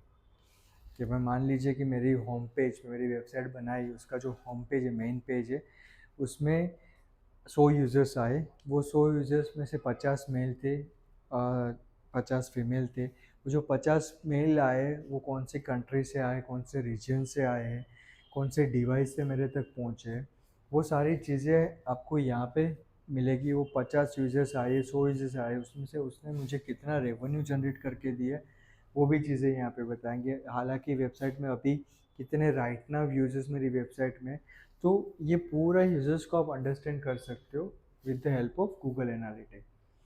गूगल एनालिटिक क्यों इम्पोर्टेंट है, ये पहले लेक्चर में इसलिए बता रहा हूँ क्योंकि जब तक आप अपने यूज़र्स को अंडरस्टैंड नहीं करोगे, तब तक आप आगे की मार्केटिंग एक्टिविटीज़ प्लान आउट नहीं कर पाओगे। बायर्स की तीन स्टेज होते हैं, मतलब गूगल एनालिटिक प्रोस्पेक्टिव से इसने यूज़र्स को तीन कैटेगरीज में डाला हुआ।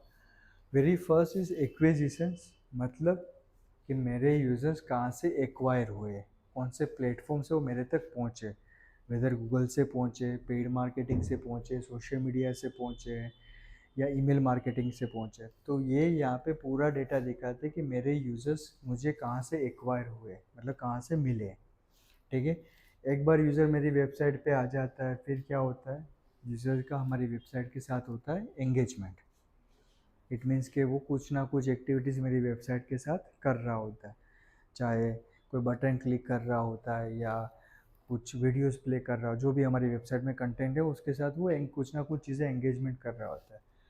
तो वो दूसरा सेगमेंट आता है एंगेजमेंट, जहाँ पे ये मुझे पूरा बताया कि मेरे 100 यूज़र्स थे, उसमें से 50 यूज़र ने आपके होम पेज के साथ होम पेज देखा है, उसमें से इतने वहाँ पे रहे, उसमें से 50 में से 40 लोग फर्दर दूसरे पेज पे गए, उसमें से 40 में से 30 लोग आपके कॉन्टैक्ट्स तक पहुँचे। तो पूरा यूज़र्स का एंगेजमेंट होता है, वो पूरा मैं यहाँ से देख सकता हूँ।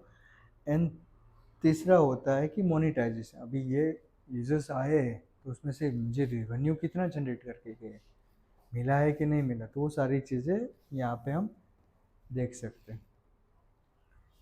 ठीक है, बहुत ही अच्छा और काम का टूल है। जैसे कि एक यहाँ पे मुझे देखना है कि मुझे यूएस से कितने यूज़र्स आए, इंडिया से कितने। अभी जो मेरे पास यहाँ पे लास्ट 30 मिनट में जो 40 यूज़र मेरी वेबसाइट पे थे, उसमें से यूएस से कितने यूज़र्स थे, इंडिया से कितने थे, सिंगापुर कंट्री स्पेसिफिक मिल गया। उसमें से मेरे को फर्दर ये भी देखना है कि भाई मुझे कौन सी चैनल से ज़्यादा ट्रैफिक जनरेट होता है, डायरेक्ट मतलब कि भाई डायरेक्ट मार्केटिंग में किसी ने सेव करके रखा हुआ, या कहीं पे आपने लिंक दी होती तो वहाँ से आपके ऑर्गेनिक मतलब गूगल से आपके तक कितने पहुँचे हैं। क्रॉस नेटवर्क मतलब फेसबुक इंस्टाग्राम जो क्रॉस प्लेटफॉर्म नेटवर्क होते हैं, वहाँ से मुझे कितना हो गया, रेफरेंस कितना है, ईमेल कितना है, वो सारी चीज़ें आपको यहाँ से मिलती है। इसका इन डिटेल सेशन है, बस ये आपको स्टार्टिंग से इम्प्लीमेंट करना रहेगा। तो इम्प्लीमेंट के साथ फिर आपको लगे ना कि भाई कौन सा टूल है, क्या क्या चीज़ें कर रहा है। ठीक है,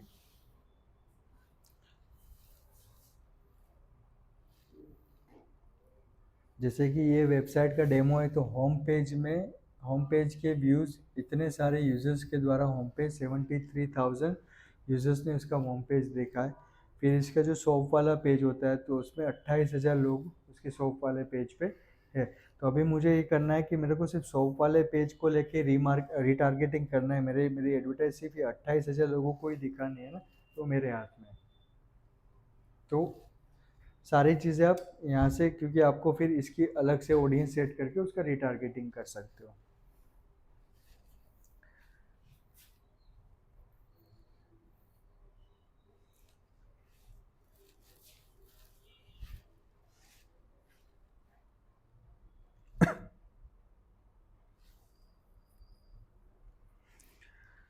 तो ये बाकी इन डिटेल में जब वेबसाइट बन जाएगी ना, उसके बाद थोड़ा सा इन डिटेल इसका यूज़र ट्रैकिंग के बारे में आपको लाइव इम्प्लीमेंट करके बताऊंगा। आप लोगों की हो गई वेबसाइट, तो कल नेक्स्ट लेक्चर में आपके Google analytics, search console, Microsoft query तीनों टूल इम्प्लीमेंट कर देंगे। लाइव हो गई है तो ही करना। ठीक है, सो ये आज का ओवरऑल सेशन था related to digital marketing fundamental.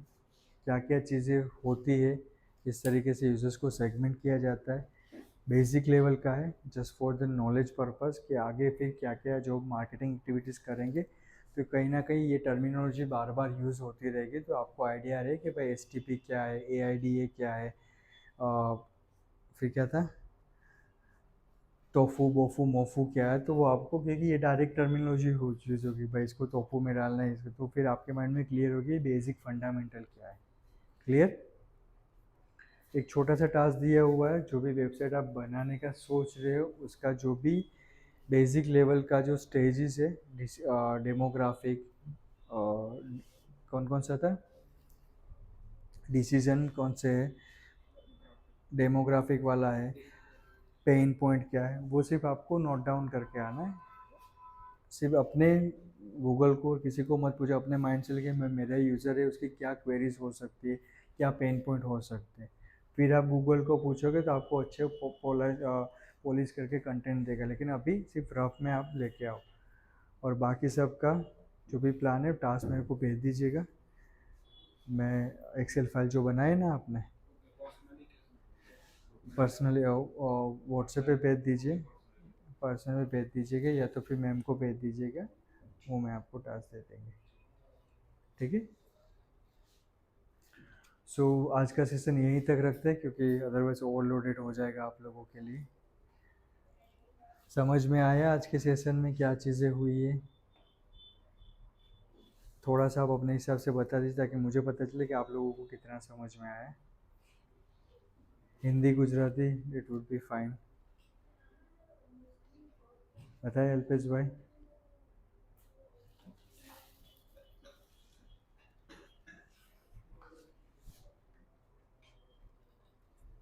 क्या सीखा है आज, सिर्फ वही पूछ रहा हूँ।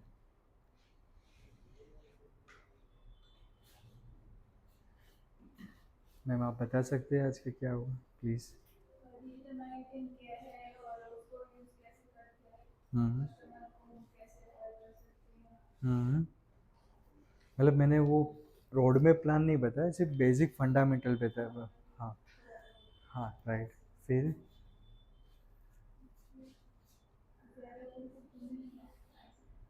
सेगमेंट कैसे करते हैं, यूज़र को टारगेट कैसे करते हैं, यूजर्स कितने स्टेज में होते हैं, टॉप फनल में होते हैं, मिडिल फनल में होते हैं, बॉटम फनल में होते हैं। भले ही समझ में नहीं आया, मतलब इन टर्म्स से याद नहीं रहा, ये शेयर आपसे कर दूंगा नेक्स्ट सेशन में। अगर नहीं समझ में आया तो वापस यहीं से स्टार्ट करेंगे। जब तक ये बेसिक फंडामेंटल क्लियर नहीं होंगे हम आगे का थोड़ा स्लोली स्टार्ट करेंगे, बट ये क्लियर थोड़ा होना ज़रूरी है। ठीक है। तो ये सिर्फ फंडामेंटल था, इसका इम्प्लीमेंटेशन एसईओ में कीवर्ड कैसे आइडेंटिफाई करने हैं, यूजर्स को मुझे कौन से सेगमेंट में टारगेट करना है, यूजर के इंटेंट क्या है, वो सारी चीज़ें आगे कवर करेंगे। ठीक है। और यहाँ पे जब भी कोई क्वेश्चन आंसर होता है तो ये मत सोचिएगा कि आसपास वाले लोग क्या सोचेंगे, क्योंकि सब लोग यहाँ पे सीखने आए हैं। जितना नॉलेज आपको होगा उतना इन लोगों को है या बाकी सारे लोगों को है।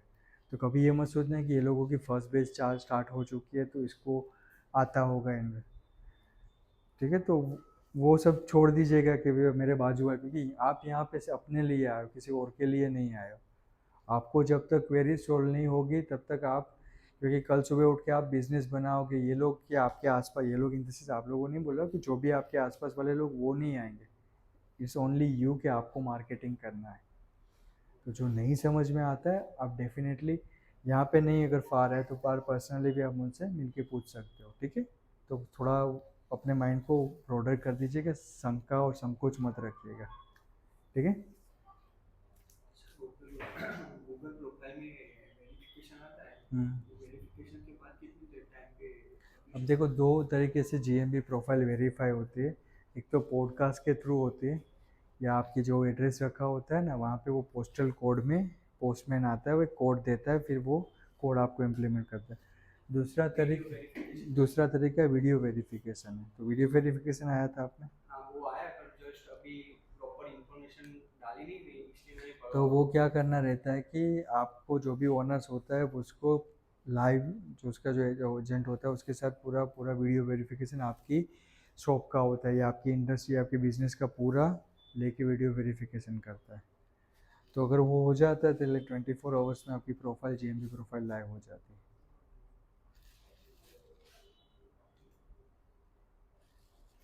ठीक है। तो यह आज का सेशन